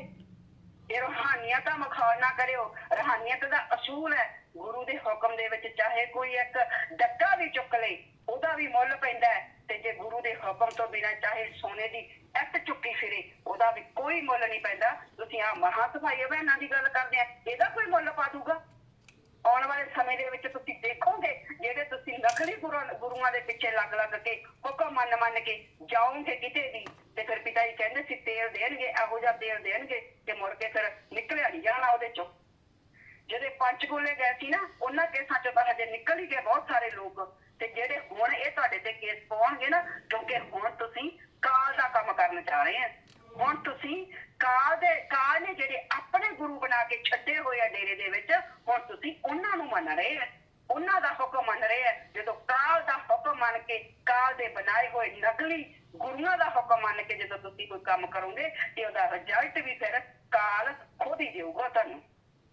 ਇਹ ਗੁਰੂ ਪਿਤਾ ਜੀ ਨਹੀਂ ਹੈ ਵੀ ਤੁਹਾਡੇ ਸਾਰੇ ਕਰਮ ਚੁੱਕ ਲੈਣਗੇ। ਉਹ ਗੁਰੂ ਪਿਤਾ ਜੀ ਹੈ ਜਿਹੜੇ ਸੇਵਾਦਾਰਾਂ ਦੇ ਗੁਰੂ ਪਿਤਾ ਜੀ ਦੇ ਵਚਨ ਸੀ। ਕਿਸੇ ਨੇ ਪੁੱਛਿਆ ਸੀ ਇੱਕ ਵਾਰ ਪਿਤਾ ਜੀ ਤੁਸੀਂ ਸੇਵਾਦਾਰਾਂ ਦੇ ਕਿੰਨੇ ਕਰਮ ਕੱਟਦੇ ਆ, ਤਾਂ ਗੁਰੂ ਪਿਤਾ ਨੇ ਵਚਨ ਕੀਤਾ ਸੀ ਬੇਟਾ ਅਗਰ ਤੁਸੀਂ 6 ਮਹੀਨੇ ਐਕਸੀਡੈਂਟ ਹੋ ਕੇ ਮੰਜੇ ਤੇ ਪੈਣਾ ਹੋਵੇ ਨਾ ਤਾਂ ਅਸੀਂ ਇੱਕ ਖਰੌਂਚ ਚ ਕੱਟ ਦਿੰਦੇ ਹਾਂ। ਇਹ ਸਿਰਫ ਤੇ ਸਿਰਫ ਸਤਿਗੁਰ ਕਰ ਸਕਦਾ ਹੈ। ਇਹ ਨਕਲੀ ਗੁਰੂਆਂ ਦੀ ਹਿੰਮਤ ਨਹੀਂ ਹੈ, ਇਹ ਕਾਲ ਦੇ ਏਜੰਟਾਂ ਦੀ ਹਿੰਮਤ ਨਹੀਂ ਹੈ ਕਿ ਸਾਡੇ ਗੁਰੂ ਪਿਤਾ ਜੀ ਦੀ ਜਗ੍ਹਾ ਲੈ ਲੈਣ। ਸਾਡੇ ਗੁਰੂ ਪਿਤਾ ਜੀ ਦੇ ਚਰਨਾਂ ਦੀ ਧੂੜ ਵੀ ਨਹੀਂ ਬਣ ਸਕਦੇ। ਇਹ ਜਗ੍ਹਾ ਲੈਣ ਦੀਆਂ ਗੱਲਾਂ ਕਰ ਰਹੇ ਆ। ਇਨਡਾਇਰੈਕਟਲੀ ਇਹਨਾਂ ਨੇ ਡੇਰੇ ਤੇ ਕਬਜ਼ਾ ਕਰ ਲਿਆ। ਬੈਠ ਕੇ ਹਨੀਪ੍ਰੀਤ ਕੰਮ ਕਰਦੀ ਹੈ। ਹਿੰਮਤ ਹੈ ਤੇ ਫਿਰ ਆ ਕੇ ਗੱਦੀ ਤੇ ਬੈਠ ਕੇ ਕੰਮ ਕਰੇ ਨਾ, ਸ਼ਰਿਆਮ ਕਰੇ। ਕੀ ਉਹਦੇ ਜੋ ਬੈਠ ਕੇ ਕੰਮ ਕਰੀਏ ਕੀ ਉਹਦੀਆਂ ਚਾਲਾਂ ਜੋ ਸੰਗਤ ਦੇ ਵਿੱਚ ਸਤਿਗੁਰ ਦੇ ਆਸ਼ਕ ਬੈਠੇ ਉਹਨੂੰ ਸਮਝ ਨਹੀਂ ਲੱਗਦੀਆਂ? ਆਸ਼ਕਾਂ ਨੂੰ ਸਾਰਾ ਕੁਝ ਸਮਝ ਲੱਗ ਰਿਹਾ ਹੈ, ਪਰ ਜਿਸ ਦਿਨ ਉਸਨੇ ਸਤਿਗੁਰ ਦੇ ਉਹ ਬਚਨ ਯਾਦ ਕਰ ਲਓ, ਜੇ ਪਰਾਈ ਕਰਨ ਤੋਂ ਨਾ ਟਲੇ ਨਾ, ਪਿਤਾ ਜੀ ਕਹਿੰਦੇ ਸੀ ਜੇ ਸਤਿਗੁਰ ਆਪਦੀ ਆਈ ਤੇ ਆ ਗਿਆ ਨਾ ਤਾਂ ਨਾਸੀ ਧੂੰਆਂ ਲਿਆ ਦੂ। ਤੇ ਜਿੱਦੇ ਸਤਿਗੁਰ ਨੇ ਫਿਰ ਨਾਸੀ ਧੂੰਆਂ ਲਿਆਂਦਾ ਨਾ, ਤੁਸੀਂ ਲੱਗਦਾ ਹੈ ਕਿ ਪਰਾਈ ਹੈ ਜਿਹੜੀ ਨਹੀਂ ਛੱਡੋਗੇ। 4.5 ਸਾਲ ਹੋ ਗਏ ਪਿਆਰੀ ਸਾਧ ਸੰਗਤ ਜੀ ਗੁਰੂ ਪਿਤਾ ਜੀ ਨੂੰ ਜੇਲ੍ਹ 'ਚ ਬੈਠਿਆ।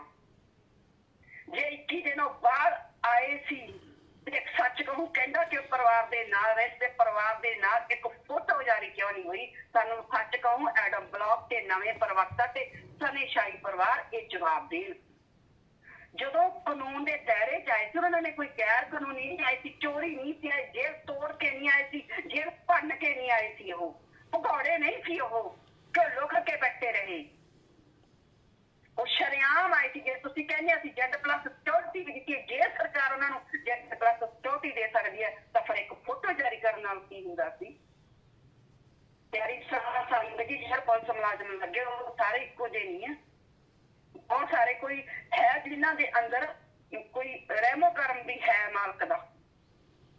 ਜਦੋਂ ਉਹ ਗੱਲਾਂ ਦੱਸਦੇ ਆ ਨਾ ਉਹ ਕਹਿੰਦੇ ਠੀਕ ਹੈ ਸਾਡੀ ਮਜਬੂਰੀ ਹੈ ਕਿ ਅਸੀਂ ਨਹੀਂ ਸਾਰੀਆਂ ਗੱਲਾਂ ਬਾਹਰ ਦੱਸ ਸਕਦੇ, ਪਰ ਜਿੰਨੀਆਂ ਕੁ ਗੱਲਾਂ ਅੰਦਰੋਂ ਆ ਰਹੀਆਂ ਨਾ ਪਿਆਰੀ ਸਾਧ ਸੰਗਤ ਜੀ ਜਿਸ ਦਿਨ ਅਸਲੀਅਤ ਪਤਾ ਲੱਗੂਗੀ ਨਾ ਤੁਹਾਨੂੰ ਤਾਂ ਤੁਸੀਂ ਖੂਨ ਦੇ ਆਂਸੂ ਰੋਵੋਗੇ, ਖੂਨ ਦੇ ਆਂਸੂ।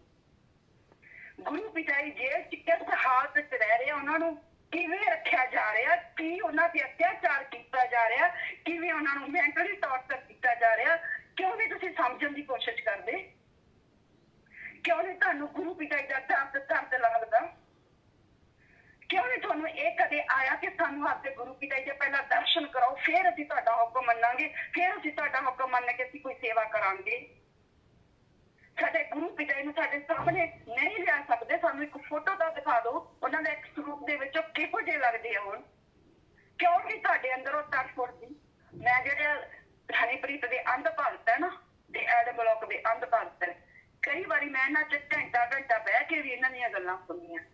ਕਦੇ ਇਹਨਾਂ ਨੇ ਗੁਰੂ ਪਿਤਾ ਜੀ ਪ੍ਰਤੀ ਹਮਦਰਦੀ ਪ੍ਰਗਟ ਨਹੀਂ ਕੀਤੀ ਵੀ ਗੁਰੂ ਪਿਤਾ ਜੀ ਨੂੰ ਲੈ ਕੇ ਕਦੇ ਉਹ ਗੱਲ ਹੀ ਨਹੀਂ ਕਰਦੇ ਜਿਵੇਂ ਕੁਛ ਘਟਨਾ ਘਟੀ ਨਾ ਹੋਵੇ।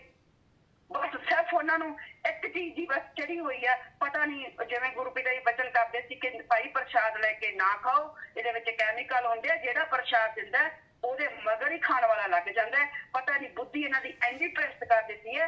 ਗੁਰੂ ਪਿਤਾ ਜੀ ਉਹਨਾਂ ਨੇ ਕਦੇ ਇੱਕ ਗੱਲ ਵੀ ਨਹੀਂ ਕੀਤੀ ਵੀ ਗੁਰੂ ਪਿਤਾ ਜੀ ਕਦੋਂ ਬਾਹਰ ਆਉਣਗੇ ਜਾਂ ਉਹ ਕਿਸ ਹਾਲਤ 'ਚ ਰਹੇ ਹੋਣਗੇ। ਨਾ, ਬਿਲਕੁਲ ਨਹੀਂ ਕਦੇ ਕਰਦੇ। ਬਸ ਉਹਨਾਂ ਨੂੰ ਹਨੀਪ੍ਰੀਤ ਦੀ ਮਸਤੀ ਚੜ੍ਹਦੀ ਹੈ ਜਾਂ ਉਹਨਾਂ ਨੂੰ ਐਡਮ ਬਲੌਕ ਦੀ ਮਸਤੀ ਚੜ੍ਹਦੀ ਹੈ। 45 ਨੰਬਰ ਜੋ ਸੁਨੇਹੇ ਲੈ ਕੇ ਆਉਂਦੇ ਉਹ ਮਸਤੀ ਚੜ੍ਹਦੀ ਹੈ। ਤਾਂ ਹੀ ਪਿਤਾ ਜੀ ਕਹਿੰਦੇ ਸੀ ਨਾ ਕਿ ਜਿਹੋ ਜਿਹੀ ਸੰਗਤ ਸਾਨੂੰ ਮਿਲੀ ਹੈ ਕਿਸੇ ਨੂੰ ਨਹੀਂ ਮਿਲੀ।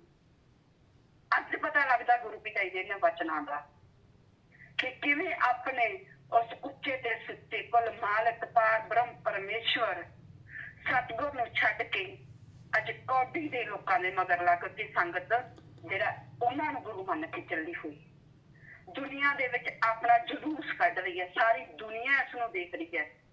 ਗੁਰੂ ਪਿਆਰੀ ਸਾਧ ਸੰਗਤ ਜੀ, ਜੋ ਹੋ ਰਿਹਾ ਨਾ, ਇਹ ਨਾ ਸੋਚੋ ਕਿ ਸਿਰਫ ਸਾਧ ਸੰਗਤ ਹੀ ਮਤਲਬ ਕਿ ਇਹਨਾਂ ਗੱਲਾਂ ਨੂੰ ਦੇਖ ਰਹੀ ਹੈ। ਪੂਰੀ ਦੀ ਪੂਰੀ ਦੁਨੀਆ ਦੀਆਂ ਨਜ਼ਰਾਂ ਇਸ ਵੇਲੇ ਡੇਰਾ ਸੱਚਾ ਸੌਦਾ ਤੇ ਉਹਦੀ ਸੰਗਤ ਤੇ ਲੱਗੀਆਂ ਹੋਈਆਂ। ਇਤਿਹਾਸ ਦੇ ਵਿੱਚ ਇਹ ਲਿਖਿਆ ਜਾਵੇਗਾ ਕਿ ਜਦੋਂ ਗੁਰੂ ਦੇ ਉੱਪਰ ਜੇਲ੍ਹ ਦੇ ਵਿੱਚ ਅਤਿਆਚਾਰ ਹੋ ਰਹੇ ਸੀ ਤਾਂ ਸੰਗਤ ਬਾਹਰ ਨੱਚ ਰਹੀ ਸੀ, ਜਾਗੋ ਕੱਢ ਰਹੀ ਸੀ ਤੇ ਸਫਾਈ ਅਭਿਆਨ ਕਰ ਕਰਕੇ ਤੇ ਉੱਥੇ ਜਸ਼ਨ ਮਨਾ ਰਹੀ ਸੀ।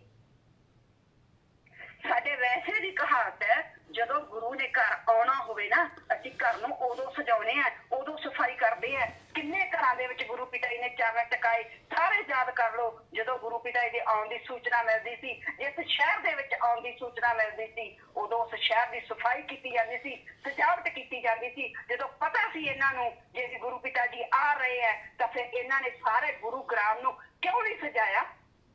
ਗੁਰੂ ਪਿਤਾ ਜੀ ਦੇ ਹੁੰਦੇ ਚਲੋ ਪਹਿਲਾਂ ਨਹੀਂ ਪਤਾ ਲੱਗਾ, ਜਦੋਂ ਗੁਰੂ ਪਿਤਾ ਜੀ ਆ ਗਏ ਤਾਂ ਸਾਰਾ ਸ਼ਹਿਰ ਉਸੇ ਟਾਈਮ ਸਫਾਈ ਅਭਿਆਨ ਚਲਾ ਕੇ ਸਾਰਾ ਸ਼ਹਿਰ ਸਾਫ਼ ਕਰਕੇ ਤੇ ਸਾਰਾ ਸ਼ਹਿਰ ਸਜਾਇਆ ਕਿਉਂ ਨਹੀਂ ਗਿਆ? ਕਿਉਂ ਨਹੀਂ ਝੰਡੀਆਂ ਲਗਾਈਆਂ ਗਈਆਂ ਰਸਤਿਆਂ ਦੇ ਵਿੱਚ? ਕਿਉਂ ਨਹੀਂ ਚੌਂਕ ਜਿਹੜੇ ਸੀ ਉਹ ਸਜਾਏ ਗਏ? ਕਿਉਂ ਨਹੀਂ ਉੱਥੇ ਫੁੱਲਾਂ ਦੀ ਵਰਖਾ ਕਰਵਾਈ ਗਈ? ਜਦੋਂ ਤੁਸੀਂ Z+ ਸਿਕਿਉਰਿਟੀ ਦੇਤੀ ਹੈ, ਕਾਨੂੰਨ ਦੇ ਦਾਇਰੇ ਦੇ ਵਿੱਚ ਹੀ ਉਹ ਆਏ ਆ, ਕਿਉਂ ਨਹੀਂ ਗੁਰੂ ਪਿਤਾ ਜੀ ਦੇ ਹੁੰਦੇ ਇਹ ਸਾਰਾ ਕੁਝ ਹੋਇਆ? ਅੱਜ ਤੱਕ ਨਹੀਂ ਇਹ ਕਦੇ ਹੋਇਆ ਕਿ ਜਦੋਂ ਘਰ ਦੇ ਵਿੱਚੋਂ ਸਾਡੇ ਗੁਰੂ ਜਾਂ ਸਾਡਾ ਕੋਈ ਸਤਿਕਾਰਯੋਗ ਮਹਿਮਾਨ ਆਇਆ ਹੋਵੇ ਉਹ ਚਲਿਆ ਜਾਵੇ ਤੇ ਉਸ ਤੋਂ ਬਾਅਦ ਸਫਾਈ ਹੋਵੇ। ਕੀ ਗੱਲ ਵੀ ਸਾਡੇ ਗੁਰੂ ਪਿਤਾ ਜੀ ਇੱਥੇ ਕੋਈ ਗੰਦ ਖਿਲਾਰ ਗਏ ਜਾਂ ਫਿਰ ਗੁਰੂ ਪਿਤਾ ਜੀ ਦਾ ਦਰਸ਼ਨ ਕਰਨਾ ਹੀ ਕੋਈ ਸੰਗਤ ਗੰਦ ਖਿਲਾਰ ਗਈ? ਤੁਸੀਂ ਸੁਨੇਹਾ ਕੀ ਦੇਣਾ ਚਾਹੁੰਦੇ ਆ ਦੁਨੀਆ ਨੂੰ? ਜੇ ਮੰਨ ਲਓ ਗੱਡੀਆਂ ਦੇ ਵਿੱਚ ਬੰਦ ਕਰਕੇ ਤੁਸੀਂ ਲੈ ਵੀ ਆਏ ਉਹਨਾਂ ਨੂੰ ਤੇ ਉਹਨਾਂ ਦਾ ਤੁਸੀਂ ਬਾਹਰ ਵੀ ਨਹੀਂ ਦੇਖਣ ਦਿੱਤਾ। ਕਾਲੇ ਸ਼ੀਸ਼ੇ ਲਾ ਕੇ ਤੁਸੀਂ ਅੰਦਰ ਪਰਦੇ ਲਾਤੇ। ਕਿਹੜੀਆਂ ਗਲੀਆਂ ਦੇ ਵਿੱਚ ਘੁੰਮੇ ਐ ਜਿੱਥੇ ਸੰਗਤ ਕਿਹੜੀਆਂ ਗਲੀਆਂ ਦੇ ਦਰਸ਼ਨ ਕਰਨਾ ਚਾਹੁੰਦੀ ਹੈ? ਸੰਗਤ ਦੱਸੇ ਤਾਂ ਸਹੀ। ਕਿਹੜੀਆਂ ਗਲੀਆਂ ਦੇ ਵਿੱਚ ਉਤਰ ਕੇ ਗੁਰੂ ਪਿਤਾ ਜੀ ਨੇ ਚੱਕਰ ਮਾਰੇ ਐ? ਜੇ ਮੰਨ ਲਓ ਮਾਰੇ ਵੀ ਹੋਣ ਨਾ, ਫਿਰ ਵੀ ਅਸੀਂ ਉੱਥੇ ਸਫਾਈ ਨਹੀਂ ਕਰਦੇ। ਗੁਰੂ ਦੇ ਚਰਨਾਂ ਦੀ ਧੂੜ ਨੂੰ ਸੰਭਾਲ ਕੇ ਰੱਖਿਆ ਜਾਂਦਾ ਹੈ। ਇਸੇ ਕਰਕੇ ਪਹਿਲਾਂ ਸਫਾਈ ਕੀਤੀ ਜਾਂਦੀ ਹੈ। ਪਾਣੀ ਦੇ ਛਿੜਕਾਅ ਕੀਤੇ ਜਾਂਦੇ ਆ। ਜਿੱਥੇ ਉੱਥੇ ਆਸੇ ਪਾਸੇ ਗੁਰੂ ਗ੍ਰਾਮ ਦਾ ਨਾਮ ਚਰਚਾ ਘਰ ਸੀ, ਉੱਥੇ ਹਰ ਰੋਜ਼ ਪਾਣੀ ਦਾ ਛਿੜਕਾਅ ਹੋਣਾ ਚਾਹੀਦਾ ਸੀ। ਉੱਥੇ ਸੜਕਾਂ ਤੇ ਹਰ ਰੋਜ਼ ਫੁੱਲ ਵਿਛਣੇ ਚਾਹੀਦੇ ਸੀ। ਕਿਉਂ ਨਹੀਂ ਹੋਇਆ ਇਹ ਸਾਰਾ ਕੁਛ? ਕਿਉਂਕਿ ਗੁਰੂ ਪਿਤਾ ਦਾ ਸਤਿਕਾਰ ਨਹੀਂ ਕਰਨਾ, ਗੁਰੂਆਂ ਦਾ ਸਤਿਕਾਰ ਕਰਨਾ ਇਹਨਾਂ ਲਈ ਜ਼ਰੂਰੀ ਨਹੀਂ ਰਿਹਾ। ਇਹਨਾਂ ਨੇ ਹਨੀਪ੍ਰੀਤ ਨੂੰ ਹੁਣ ਗੱਦੀ ਤੇ ਬਿਠਾ ਕੇ ਉਹਨੂੰ ਵਾਰਸ ਬਣਾ ਕੇ ਉਹਦਾ ਹੁਕਮ ਮੰਨਣਾ ਹੈ। ਹੁਣ ਸਿੱਧਾ ਬਿਠਾ ਨਹੀਂ ਸਕਦੇ ਕਿਉਂਕਿ ਸੇਤ ਵਾਸਤੇ ਵਾਲੇ ਦੀ ਟੀਮ ਖੜੀ ਹੈ। ਸਤਿਗੁਰ ਦੇ ਜੋਧੇ ਖੜੇ, ਸੱਚੇ ਆਸ਼ਿਕ ਖੜੇ ਹੈ। ਹੁਣ ਇਸੇ ਕਰਕੇ ਹਿੰਮਤ ਨਹੀਂ ਪੈ ਰਹੀ ਇਹਨਾਂ ਦੀ ਸਿੱਧਾ ਹਨੀਪ੍ਰੀਤ ਨੂੰ ਗੱਦੀ ਤੇ ਬਿਠਾਉਣ ਦੀ। ਹੁਣ ਸਿੱਧੇ ਤੌਰ ਤੇ ਚਾਲਾਂ ਚੱਲਣੀਆਂ ਸ਼ੁਰੂ ਕਰ ਦੇਣਾ। ਪਰ ਲੱਖ ਲਾਂਤ ਇਹੋ ਜਿਹੇ 45 ਮੈਂਬਰਾਂ ਤੇ 15 ਮੈਂਬਰਾਂ ਤੇ 25 ਮੈਂਬਰਾਂ ਤੇ ਲੱਖ ਲਾਂਤ ਇਹੋ ਜਿਹੀ ਸਾਧ ਸੰਗਤ ਦੀ ਜਿਨ੍ਹਾਂ ਨੂੰ ਇਹ ਨਹੀਂ ਪਤਾ ਕਿ ਜਦੋਂ ਸਾਡੇ ਗੁਰੂ ਦਾ ਹੁਕਮ ਨਹੀਂ ਹੈ, ਸਾਡੇ ਗੁਰੂ ਤੋਂ ਪਰਮਿਸ਼ਨ ਨਹੀਂ ਲਈ ਗਈ, ਫਿਰ ਅਸੀਂ ਕਿਉਂ ਪ੍ਰਸ਼ਾਸਨੀ ਪਰਮਿਸ਼ਨ ਤੇ ਜਾਈਏ? ਇਹ ਉਹੀ ਪ੍ਰਸ਼ਾਸਨ ਹੈ ਜਿਹੜਾ 25 ਅਗਸਤ ਨੂੰ ਮੀਡੀਆ ਦੇ ਵਿੱਚ ਪ੍ਰਚਾਰ ਕਰਵਾ ਰਿਹਾ ਸੀ ਕਿ ਇਹ ਰਾਮ ਰਹੀਮ ਦੇ ਗੁੰਡੇ ਹੈ। ਅੱਜ ਇੰਨੇ ਗੁੰਡਿਆਂ ਨੂੰ ਗੁਰੂ ਗ੍ਰਾਮ ਦੇ ਵਿੱਚ ਕਿਉਂ ਇਕੱਠਾ ਕੀਤਾ ਜਾ ਰਿਹਾ? ਫਿਰ ਪ੍ਰਸ਼ਾਸਨ ਵੀ ਜਵਾਬ ਦੇਵੇ। ਅੱਜ ਉਹ ਗੁੰਡੇ ਆ ਜਿਹੜੇ ਉਹ ਚੰਗੇ ਕਿਵੇਂ ਬਣ ਗਏ? 4.5 ਸਾਲ ਕਿ ਇਹ ਦਿਖਾਉਣਾ ਚਾਹੁੰਦੇ ਆ ਕਿ ਰਾਮ ਰਹੀਮ ਨੇ ਉਹਨਾਂ ਨੂੰ ਗੁੰਡੇ ਬਣਾਇਆ ਸੀ ਤੇ ਜਿਹੜੇ ਹਨੀਪ੍ਰੀਤ ਹੈ ਤੇ ਜਾਂ ਐਡਮ ਬਲੌਕ ਨੇ ਉਹਨਾਂ ਨੂੰ ਭਗਤ ਬਣਾਤਾ ਜਾਂ ਸੇਵਾਦਾਰ ਬਣਾਤਾ। ਇਹ ਦੁਨੀਆ 'ਚ ਮੈਸੇਜ ਦੇਣਾ ਚਾਹੁੰਦੇ ਆ ਤੁਸੀਂ? ਕਿੰਨਾ ਕੁ ਤੁਸੀਂ ਆਪਣੇ ਗੁਰੂ ਨੂੰ ਹੋਰ ਨੀਚਾ ਦਿਖਾਓਗੇ? ਕੁਛ ਤਾਂ ਸ਼ਰਮ ਕਰੋ। ਜਿਹੜੀਆਂ ਤੁਹਾਡੀਆਂ ਘਟੀਆਂ ਚਾਲਾਂ ਜਿੰਨੀਆਂ ਮਰਜ਼ੀ ਚੱਲ ਲਓ, ਗੁਰੂ ਪਿਤਾ ਜੀ ਦੇ ਵਚਨ ਹੈ, ਜਿੱਥੇ ਮਰਜ਼ੀ ਤੁਹਾਡੀਆਂ ਤਾਰਾਂ ਜੁੜੀਆਂ ਹੋਈਆਂ ਜਿੱਥੇ ਮਰਜ਼ੀ ਤੁਸੀਂ ਨੈਟਵਰਕ ਚਲਾ ਰਹੇ ਹੈ, ਅਖੀਰੇ ਸਾਰੇ ਨੈਟਵਰਕ ਫੇਲ ਹੋਣਗੇ। ਜਿਸ ਵਾਰ ਦੀ ਆਪ ਦੇ ਵਿੱਚ ਤੁਸੀਂ ਇਹ ਕਰ ਰਹੇ, ਇਹੀ ਵਾਰ ਤੁਹਾਨੂੰ ਖਾਏਗੀ 10 ਮਾਰਚ ਦਾ ਰਿਜ਼ਲਟ ਆਉਂਦੇ, ਉਸ ਤੋਂ ਬਾਅਦ ਹੀ ਦੇਖੋ ਤੁਹਾਡਾ ਕੀ ਹਾਲ ਹੁੰਦਾ। ਤੁਸੀਂ ਜਾ ਜਾ ਕੇ ਜਿਹੜੇ ਪ੍ਰਚਾਰ ਕੀਤੇ ਹੈ ਨਾ, 10 ਮਾਰਚ ਤੋਂ ਬਾਅਦ ਹੀ ਤੁਹਾਨੂੰ ਦਿਸਣਾ ਲੱਗ ਜੂ ਸਾਰਾ ਕੁਝ। ਪਿਆਰੀ ਸਾਧ ਸੰਗਤ ਜੀ, ਇੱਕ ਵਾਰੀ ਦੇਖੋ ਗੁਰੂ ਪਿਤਾ ਜੀ ਦੇ ਬਚਨਾਂ ਤੇ ਕਦੇ ਅਮਲ ਨਹੀਂ ਹੋਇਆ ਸੀ। ਗੁਰੂ ਪਿਤਾ ਜੀ ਦੇ 13 ਵਾਰ ਦੇ ਵਿੱਚ 29 ਅਪ੍ਰੈਲ 2017 ਦਾ ਦਿਨ ਸੀ, ਸ਼ਾਇਦ ਜਾਂ 30 ਅਪ੍ਰੈਲ ਲਾਸਟ ਮਤਲਬ ਸੀ ਸਤਸੰਗ ਸੀ ਅਪ੍ਰੈਲ ਮਹੀਨਾ ਦਾ। ਗੁਰੂ ਪਿਤਾ ਜੀ ਨੇ ਵਚਨ ਕੀਤੇ, ਕੁਛ ਮੁੰਡੇ ਖੜੇ ਹੋਏ ਸੀ ਯੂਥ ਦੇ ਪਿਤਾ ਜੀ ਪੰਜਾਬ ਦਾ ਸਤਸੰਗ ਕਰੋ, ਤੇ ਗੁਰੂ ਪਿਤਾ ਜੀ ਨੇ ਵਚਨ ਕੀਤੇ ਬੇਟਾ ਭੈਣਾਂ ਤਾਂ ਪਹਿਲਾਂ ਹੀ ਮੰਗੀ ਬੈਠੀਆਂ ਪੰਜਾਬ ਦਾ ਸਤਸੰਗ। ਕਹਿੰਦੇ ਅਸੀਂ ਤਾਂ ਪੰਜਾਬ ਖੁਦ ਸਤਸੰਗ ਕਰਨਾ ਚਾਹੁੰਦੇ ਹਾਂ, ਤੁਸੀਂ ਕਹਿੰਦੇ ਪਰਮਿਸ਼ਨ ਲਓ ਪੰਜਾਬ ਦੇ ਵਿੱਚ ਸਲਾਦਪੁਰਾ ਸਤਸੰਗ ਲਈ। ਤੇ ਉਦੋਂ ਪੈਂਥੀ ਜਿਹੜਾ ਸੀ ਖੜਾ ਹੋ ਗਿਆ ਸੀ 45 ਮੈਂਬਰ ਯੂਥ ਦਾ, ਕਹਿੰਦਾ ਪਿਤਾ ਜੀ ਬਸ ਤੁਸੀਂ ਸਾਨੂੰ ਆਗਿਆ ਦਿੱਤੀ, ਸਾਨੂੰ ਹੋਰ ਕਿਸੇ ਪਰਮਿਸ਼ਨ ਦੀ ਜ਼ਰੂਰਤ ਨਹੀਂ ਹੈ। ਤਾਂ ਗੁਰੂ ਪਿਤਾ ਜੀ ਇੰਨੇ ਗੁੱਸੇ ਹੋਏ ਇੱਕਦਮ, ਕਹਿੰਦੇ ਜਿਹੜਾ ਕੁਛ ਅਸੀਂ ਕਹਿੰਦੇ ਆ ਨਾ ਪਹਿਲਾਂ ਉਹ ਪੂਰਾ ਕਰੋ, ਤੁਸੀਂ ਪਰਮਿਸ਼ਨ ਲਓ ਪਹਿਲਾਂ। ਤੇ ਨਾਲ ਦੀ ਨਾਲ ਪੈਥੀ ਨੂੰ ਬਿਠਾ ਦਿੱਤਾ ਗਿਆ। ਮਈ ਮਹੀਨੇ ਦੇ ਵਿੱਚ ਫਿਰ ਦੁਬਾਰਾ ਪਿਤਾ ਨੇ ਲਾਸਟ ਸਤਸੰਗ ਤੇ ਇਹੀ ਗੱਲ ਤੋਰੀ ਪਰਮਿਸ਼ਨ ਲੈਣ ਦੀ। ਕੋਈ ਪੱਤਰਕਾਰ ਨੇ ਆਇਆ ਸੀ, ਉਹਦੇ ਮਤਲਬ ਕਿ ਸਵਾਲ ਜਵਾਬ ਕੀਤਾ ਸੀ ਸਤਸੰਗ ਦੇ ਵਿੱਚ। ਉਸ ਤੋਂ ਬਾਅਦ ਅਗਸਤ ਮਹੀਨੇ ਦੇ ਵਿੱਚ ਫਿਰ ਗੁਰੂ ਪਿਤਾ ਜੀ ਚਾਹੁੰਦੇ ਸੀ, ਬਾਰ-ਬਾਰ ਇਹਨਾਂ ਨੂੰ ਕਹਿੰਦੇ ਰਹੇ ਪੰਜਾਬ ਦੇ ਸਲਾਦਪੁਰਾ ਜਿਹੜਾ ਹੈਗਾ ਉਹਦੀ ਪਰਮਿਸ਼ਨ ਲਓ, ਅਗਸਤ ਦਾ ਦੂਜਾ ਭੰਡਾਰਾ ਪਿਤਾ ਜੀ ਪੰਜਾਬ 'ਚ ਕਰਨਾ ਚਾਹੁੰਦੇ ਸੀ। ਪਰ ਨਹੀਂ, ਇਹਨਾਂ ਨੇ ਪਰਮਿਸ਼ਨ ਨਹੀਂ ਲਈ, ਐਪਲੀਕੇਸ਼ਨ ਤੱਕ ਨਹੀਂ ਲਾਈ। ਗੁਰੂ ਪਿਤਾ ਜੀ ਕਹਿੰਦੇ ਰਹੇ ਪਰ ਕਿਸੇ ਨੇ ਮਤਲਬ ਗੁਰੂ ਪਿਤਾ ਜੀ ਦੇ ਅਮਲਾਂ ਤੇ ਵਚਨਾਂ ਤੇ ਅਮਲ ਨਹੀਂ ਕੀਤਾ। ਤੇ ਅੱਜ ਜੇ ਹਨੀਪ੍ਰੀਤ ਨੇ ਕਹਿਤਾ ਵੀ ਹਾਂ ਪਾਰਟੀ ਫੜਾਤੀ 28 ਤਰੀਕ ਨੂੰ, ਵੀ ਹਾਂ ਸੰਗਤ ਨੇ ਵੀ ਹੱਥ ਖੜੇ ਕਰਤੇ, ਤੇ ਨਾਲ ਦੀ ਨਾਲ ਮੈਨੇਜਮੈਂਟ ਨੇ ਪ੍ਰਸ਼ਾਸਨ ਨੂੰ ਅਰਜ਼ੀ ਵੀ ਲਾਤੀ ਤੇ ਪ੍ਰਸ਼ਾਸਨ ਨੇ ਮੰਨ ਵੀ ਲਈ।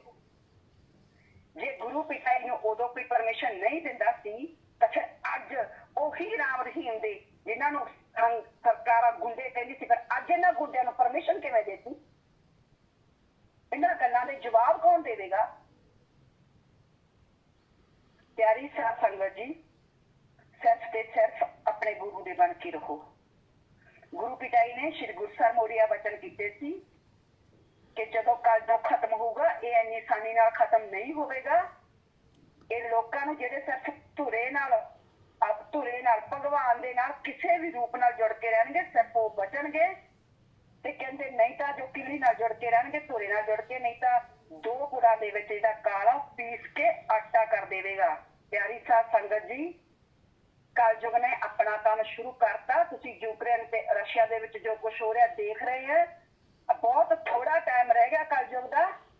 ਅਗਰ ਸਤਿਗੁਰ ਰੂਪੀ ਕਿੱਲੀ ਨਾਲ ਲੱਗ ਕੇ ਰਹਿ ਜਾਓਗੇ, ਸਿਰਫ ਤੇ ਸਿਰਫ ਆਪਣੇ ਗੁਰੂ ਪਿਤਾ ਜੀ ਨੂੰ ਗੁਰੂ ਪਿਤਾ ਜੀ ਮੰਨੋਗੇ, ਦਿਲੋਂ ਦਿਮਾਗ ਦੇ ਵਿੱਚ ਇੱਕ ਸਿਰਫ ਤੇ ਸਿਰਫ ਇੱਕ ਜੋ ਮੂਰਤ ਹੈ, ਜੋ ਸਵਰੂਪ ਹੈ, ਸਿਰਫ ਤੇ ਸਿਰਫ ਆਪਣੇ ਗੁਰੂ ਪਿਤਾ ਜੀ ਦਾ ਰੱਖੋਗੇ ਤਾਂ ਇਸ ਕਲਯੁੱਗ ਤੋਂ ਬਚੋਗੇ। ਨਹੀਂ ਤਾਂ ਫਿਰ ਅਗਰ ਨਕਲੀ ਗੁਰੂਆਂ ਨੂੰ ਬਣਾ ਕੇ ਬੈਠ ਜਾਓਗੇ, ਨਾ ਤਾਂ ਤੁਸੀਂ ਹਨੀਪ੍ਰੀਤ ਤੋਂ ਨਾਮ ਸ਼ਬਦ ਲਿਆ ਸੀ, ਤੇ ਨਾ ਐਡਮ ਬਲੌਕ ਤੋਂ, ਤੇ ਨਾ ਕਿਸੇ ਪ੍ਰਸ਼ਾਸਨ ਤੋਂ, ਤੇ ਨਾ ਇਹਨਾਂ ਨੇ ਤੁਹਾਨੂੰ ਬਚਾਉਣਾ ਇਸ ਕਾਲ ਤੋਂ। ਜਦੋਂ ਇਹ ਕਲਯੁੱਗ ਖਤਮ ਹੋਊ ਤਾਂ ਜਿਹੜਾ ਗੁਰੂ ਤੋਂ ਦੂਰ ਹੋ ਗਿਆ, ਇਹਨਾਂ ਨਕਲੀ ਗੁਰੂਆਂ ਦੇ ਪਿੱਛੇ ਲੱਗ ਗਿਆ, ਇਹਦਾ ਮਤਲਬ ਉਹ ਕਾਲ ਦੇ ਦਾਇਰੇ 'ਚ ਆ ਗਿਆ। ਤੇ ਕਾਲ ਦੋਨਾਂ ਪੁੜਾਂ ਦੇ ਵਿੱਚ ਉਹਨਾਂ ਨੂੰ ਪੀਸ ਕੇ ਆਟਾ ਕਰੂਗਾ ਹੀ ਕਰੂਗਾ। ਪਿਤਾ ਜੀ ਦੇ ਵਚਨ ਹੈ। ਇੱਕ ਵਾਰੀ ਪਿਤਾ ਜੀ ਨੇ ਬਹੁਤ ਸਖਤ ਵਚਨ करे ਸੀ, कहते आप यकीन नहीं मानेंगे, ऐसे लोग भी बाहर से हमें घर ले जाते हैं, घर ले जाने के लिए हाथ जोड़ते हैं, अंदर उनके इतना जहर भरा हुआ है, इतना जहर कि वो चाहते हैं कि कब गुरगद्दी उनको मिले। उनको गुरगद्दी नजर आ रही है, मर गए वो तो सतगुर है, जिसको दे गया वो ही करेगा जनता की सेवा। समझ लो, जनता की सेवा। क्या कह रहे हैं पिताजी? जिसको वो गुरगद्दी दे गया ना वो ही करेगा जनता की सेवा, उस मालिक की औलाद की सेवा। ये नकली गुरु नहीं कर सकेंगे, ये गुरु पिताजी के वचन है। आप ऐसा सोच सोच करके ना जो थोड़ी बहुत भक्ति बकाया है वो भी खत्म कर और अपने कुलों को भी वो डुबो लेंगे, आप भी डूबोगे। जो पहले थोड़ा बहुत उनके तरने की उम्मीद बनी थी वो भी डूब जाए और वहां भी मुंह काला होगा जब दरगाह में जाओगे और लाखों में जाओगे। 100% कोई गुरु आपको बचा नहीं पाएगा। कि वचन है गुरु पिताजी के कि कोई गुरु आपको बचा नहीं पाएगा।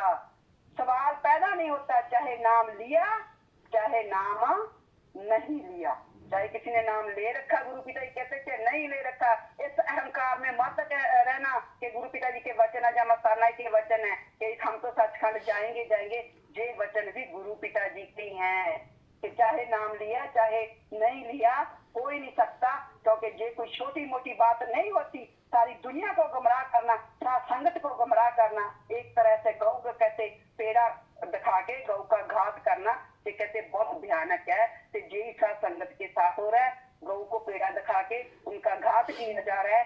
ये लोग तो नरकों में जाएंगे जाएंगे, इनका तो दरगाह में मुंह काला हो गई होगा। जो संगत पीछे लग रही है उनका भी फिर यही हाल होगा। प्यारी साथ संगत जी, हमारी टीम का तो मकसद एक ही है कि आप सिर्फ और सिर्फ गुरु पिता जी के साथ लगे रहो, गुरु पिता जी को ही अपना गुरु भगवान परमेश्वर सब कुछ मानते हुए सिर्फ और सिर्फ अपने गुरु का हुक्म है उसको ही मानो। अगर नहीं कुछ और कर सकते, गुरु पिता जी की जो वीडियो ऑडियो वो सुन लिया करो, घर में बैठ के सिमरन कर लिया करो, पर इन नकली गुरुओं के पीछे जाके नरकों के द्वार मत खोलो, मत खोलो। हमारी टीम का कोई किसी के साथ ना निजी रंजिश थी ना है, पर अगर हमारे गुरु पिता जी की गुरगद्दी की तरफ कोई उंगली उठाएगा या कोई अपना मकसद लेके साथ संगत को गुमराह करेगा, तो फिर हम साथ संगत को सचेत करें ही करेंगे। फिर जो हम तो अपने सतगुर के हैं, किसी और के है ही नहीं। सतगुर जैसे हमें हमसे सेवा ले रहे हैं, हम कर रहे हैं, हम अपने सतगुर के चौकीदार हैं। हम अपने सतगुर का जो होगा दुनिया को बताएंगे कि हमारा सतगुर सच था, सच्चा सच रहेगा। ये जो सारे झूठे नकली गुरु हैं, ये झूठे हैं, झूठे ही रहेंगे। दान दान सतगुरु तेरा ही आसरा। जी, धन धन सतगुरु तेरा ही आसरा। सवाल कुछ लिखे हुए थे पंचकुला दंगों से रिलेटेड, तो उसकी जानकारी आपको दे दें कि पंचकुला दंगे में जो गोली चली, वो गोली बहुत तरीके से लीगल पेंच फंसाया गया था। और एक जज को, जज कहते हैं हाई कोर्ट के एक जज को बकायदा, मतलब उसने अपने स्वार्थ के लिए ये गोलियां चलवाई थी। हाई कोर्ट के जज ने ये काम करने को कहा था जो पूरी तरह इलीगल था, और उसको इस काम का इनाम भी दिया गया था, तो पंजाब हरियाणा हाई कोर्ट के जज को। और उसने इलीगल तरीके से अपनी पावर मिसयूज़ करके ये काम किया था। ये गोलियां कोई जेन्युइन नहीं चली थी। और पहली बात, भारत के कानून में ऐसा कोई वो नहीं है कि इस स्टेज पे गोली तब चलाई जाती है जब वो अगर ना चलाएं तो लोगों की जान चली जाएगी। अगर कोई 2-4 लोग, हालांकि वो भी प्लांटेड थे संदीप अन्नू जैसे लोगों की तरफ से, जो वहाँ दंगाई आए थे, वो बाकायदा पैसे देके संदीप अन्नू जैसे लोग लेकर आए थे, और इसके भी अब सबूत हमें मिलने लगे हैं। तो उन्होंने ये सब किया, और लेकिन उनमें से एक भी आदमी नहीं मरा जिन्होंने ये किया। जो मारे गए वो 4-4 साल के बच्चे थे, 80-80 साल की बुजुर्ग माताएं थी। अब अगर उनको फौज वालों को निशाना साधना नहीं आता, सही और गलत में फ़र्क नहीं पता, हाई कोर्ट के जजों को अगर कानून याद नहीं रहता, तो इसमें साथ संगत दोषी कैसे हो सकती है। तो खैर, मसला ये आपको बार बार बता रहे हैं कि 3 अलग अलग पहलू हैं। पहला पहलू ये कि डेरा की मैनेजमेंट को, हनीप्रीत को मजबूरी है, जिनके इशारों पे ये लोग नाचते हैं, जो अंतर्राष्ट्रीय ताकतें हैं, जो देश विरोधी ताकतों के इशारों पे ये नाचते हैं, उनके लिए मजबूरी है कि कोई बड़ी वारदात को अंजाम दिया जाए। क्योंकि मनोहर लाल खट्टर सरकार पूरी तरह हर गैर कानूनी गतिविधि में हनीप्रीत जैसे लोगों का साथ देती आ रही है, इसलिए सरकार इसमें शामिल बराबर होगी। इसमें कोई अतिशयोक्ति नहीं है कि वो हो। दूसरा ये हो सकता है भी ये राजनीतिक तौर पे दोबारा से कोई छवि बनाने के लिए हनीप्रीत फिर से कोई नया ड्रामा कर रही है अपने इन चमचों के जरिए, तो ये भी हो सकता है। और इन सब के पीछे एक ही आदमी है, मेन जो मास्टरमाइंड है, वो है राकेश दिड़बा। बोलना नहीं है नाम, राकेश दिड़बा। तीसरा ये हो सकता है भी ये गुरुगद्दी हथियाने के लिए भी एक ट्रैक चल रहा है, जैसा बहन जी बता रहे हैं। ये तीनों चीज़ें आप दिमाग में रखें।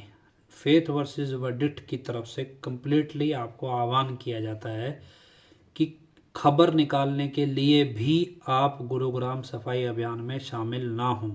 बहुत से लोग बोल रहे हैं भी हम जाएंगे, देखेंगे क्या हो रहा है, हम आपको बताएंगे। तो हम आपको पहले बता देते हैं भी कोई भी व्यक्ति इन्फॉर्मेशन निकालने के लिए भी फेथ वर्सेस वर्डिक्ट के बिहाफ पे या फेथ वर्सेस वर्डिक्ट के लिए सफाई अभियान में ना जाए, क्योंकि ये हम आपको क्लियर कहते हैं, कोई इसमें कन्फ्यूज़न नहीं है। और ये नहीं कि ये हम फॉर्मेलिटी के तौर पे कह रहे हैं, ओपन कह रहा हूँ मैं। जो जिनको लगता है कि फेथ वर्सेस वर्डिक्ट सही काम कर रही है, तो हम आपको क्लियर कह रहे हैं कि गुरुग्राम मत जाएं, और हो सके तो अपने घरों पे ही रहें, और जहाँ हो वहाँ होने का सबूत भी रखें। इसके अलावा जो और मसले हैं, जो एक दो सवाल और थे हनीप्रीत को लेके, भी हम इसकी डिटेल बताएं, जो भी वो सारी डिटेल हम आपको हनीप्रीत को लेके अलग से बता देंगे, वो कोई अभी एकदम करंट टॉपिक नहीं है।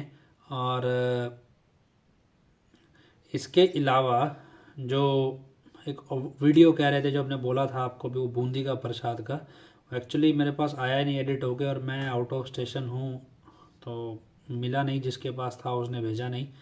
तो जैसे ही आ जाता है हम डाल देते हैं वो वीडियो। जो एडिट थोड़ा सा उसमें किसी जिसने बनाया है उसने बोला है कि मेरी आवाज़ ना आए, उसकी आवाज़ थोड़ी आ रही है बीच में, तो उसकी आवाज़ वो काटनी है, वो मुझे आती नहीं है। तो जैसे ही वो बन के आ जाएगा वो हम आपको दे देंगे वीडियो। और इसके अलावा सैटरडे जो लाइव हमने रखना था, शायद वो ना रख पाएँ, आज फ्राइडे हो गया है, तो कल जो हमने रखना था सैटरडे को वो शायद ना रख पाएँ, या होगा तो सैम जी या कोई और जो MSG सच का तूफान फेसबुक पेज वाले हैं वो शायद लाइव करना चाहें तो वो कर लेंगे। संडे हमारा शाम को 8 से 9 जो नाम चर्चा का रहता है, तो संडे हमारी नाम चर्चा मोस्ट प्रोबेबली रहेगी संडे को, तो हम संडे नाम चर्चा ज़रूर रखेंगे। तो खैर आज के लिए फ़िलहाल इतना ही। सफाई अभियान को लेकर हम बार बार क्लियर कर रहे हैं, ये चीज़ें आप समझ लेना। बाकी हमने अपनी तरफ से ये इन्फॉर्मेशन दे दी है। भी अगर कल को कोई वारदात घटती है या किसी भी तरह की वारदात होती है, तो इसके लिए जो ऑर्गेनाइज़र हैं वो जिम्मेदार हैं। फिर भी आप जाना चाहते हैं तो मेरी सिर्फ इतनी सी एडवाइस है कि आप वो परमिशन लेटर जो गुड़गांव प्रशासन ने दिया है, उस लेटर की कॉपी लेके चलें, ताकि कल को किसी और वजह से आपको वहाँ कोई गिरफ्तार कर ले, किसी केस में फंसा दे, तो आपके पास वो लेटर की कॉपी हो भी है। मैं हम डेरा सच्चा सौदा के जो भी ये मैनेजमेंट के कहने पे आए हैं और उन्होंने ये हमें परमिशन लेटर दिया है, तो वो परमिशन लेटर आप लेकर चलें, और या फिर सरकार को इन्फॉर्म करके चलें ऑन रिकॉर्ड, ईमेल पे या जैसे भी। तो आप ये चीज़ें कर लेना, कल को इस चीज़ को हम डिफेंड नहीं कर सकते भी आपका जाना वहाँ गलत था या सही, क्योंकि बाद में बहुत सारे लोग ऐसे मिलते हैं हमें जो पहले जाए आते हैं एडम ब्लॉक के कहने पे गलत काम कर देते हैं, और बाद में बोलते हैं जी हम तो भाग गए थे, हमारे को बचाओ केसों से। तो ऐसे कई केस ऐसे हमारे पास अभी भी चल रहे हैं जो एडम ब्लॉक के कहने पे जिन्होंने गलत काम किए, और अब वो हमें बोलते हैं कि हमें बचाओ, भी हम तो फंस गए, हमें पता नहीं था। तो हम आपको पहले से एडवाइस कर रहे हैं भी इसमें हम आपकी कोई मदद नहीं कर पाएंगे। बाकी आशा करते हैं भी ऐसा कुछ अनहोनी घटना ना ही घटे, और जो भी चल रहा है वो अच्छे तरीके से हम कोशिश कर रहे हैं आगे से आगे अब जल्दी थोड़ा बढ़ाएंगे। और किसी ने बोला अभी ठीक है राजनीतिक विंग का तो समझ में आ गया, 45 मेंबरों को अभी समझाएं, तो 45 मेंबर को लेके भी हम कोशिश कर रहे हैं कि आपको उनकी असलियत थोड़ा अच्छे से समझ में आए, वो भी सही तरीके से समझ आए। अच्छा, तुम कोशिश करते हैं भी हजूर महाराज जी तक ये प्रोग्राम पहुंचेगा, वैसे जाने जाना है, वो सबके बीच में हाजिर हजूर हैं। और पिताजी कहते हैं जहाँ सात संगत एकत्रित हो वहाँ सतगुरु आप विराजमान हो जाते हैं। तो करीब 300 लोग हैं, तो हजूर पिताजी तक भी हमारी बात पहुँचती है, तो हम उनके चरणों में अरदास लगाएं भी जो ये अमन शांति को समाज के देश के दुश्मन हनीप्रीत का गिरोह टोला जो बन चुका है, राकेश दिड़बा का गिरोह, तो ये किसी इनकी सच्चाई सामने आए और बुराई ख़त्म हो, सच्चाई की जीत हो। हजूर पिताजी सात संगत को माफ़ करें और जल्दी जल्दी सात संगत के बीच में आए। इस आशा के साथ आप सबने नारा लगाना है, धन धन सतगुरु तेरा ही आसरा, धन धन सतगुरु तेरा ही आसरा। आखिरी में अरदास हम लगाते हैं, धन धन सतगुरु तेरा ही आसरा। हे मालिक तुझे इलाज है, अब बहुत हो गया, तू दया में रहमत कर। तेरे प्यार मोहब्बत के राह में चलते हुए हमें कोई दुख तकलीफ ना आए, तो ऐसी रहमत बख्श और सबको सुमति दे। किस तरह से देनी है यह तो सब जानता है, जिसको जैसे देनी है वैसे दे, वो तेरी मर्जी। धन धन सतगुरु तेरा ही आसरा। इजाज़त देंगे जी, धन धन सतगुरु तेरा ही आसरा।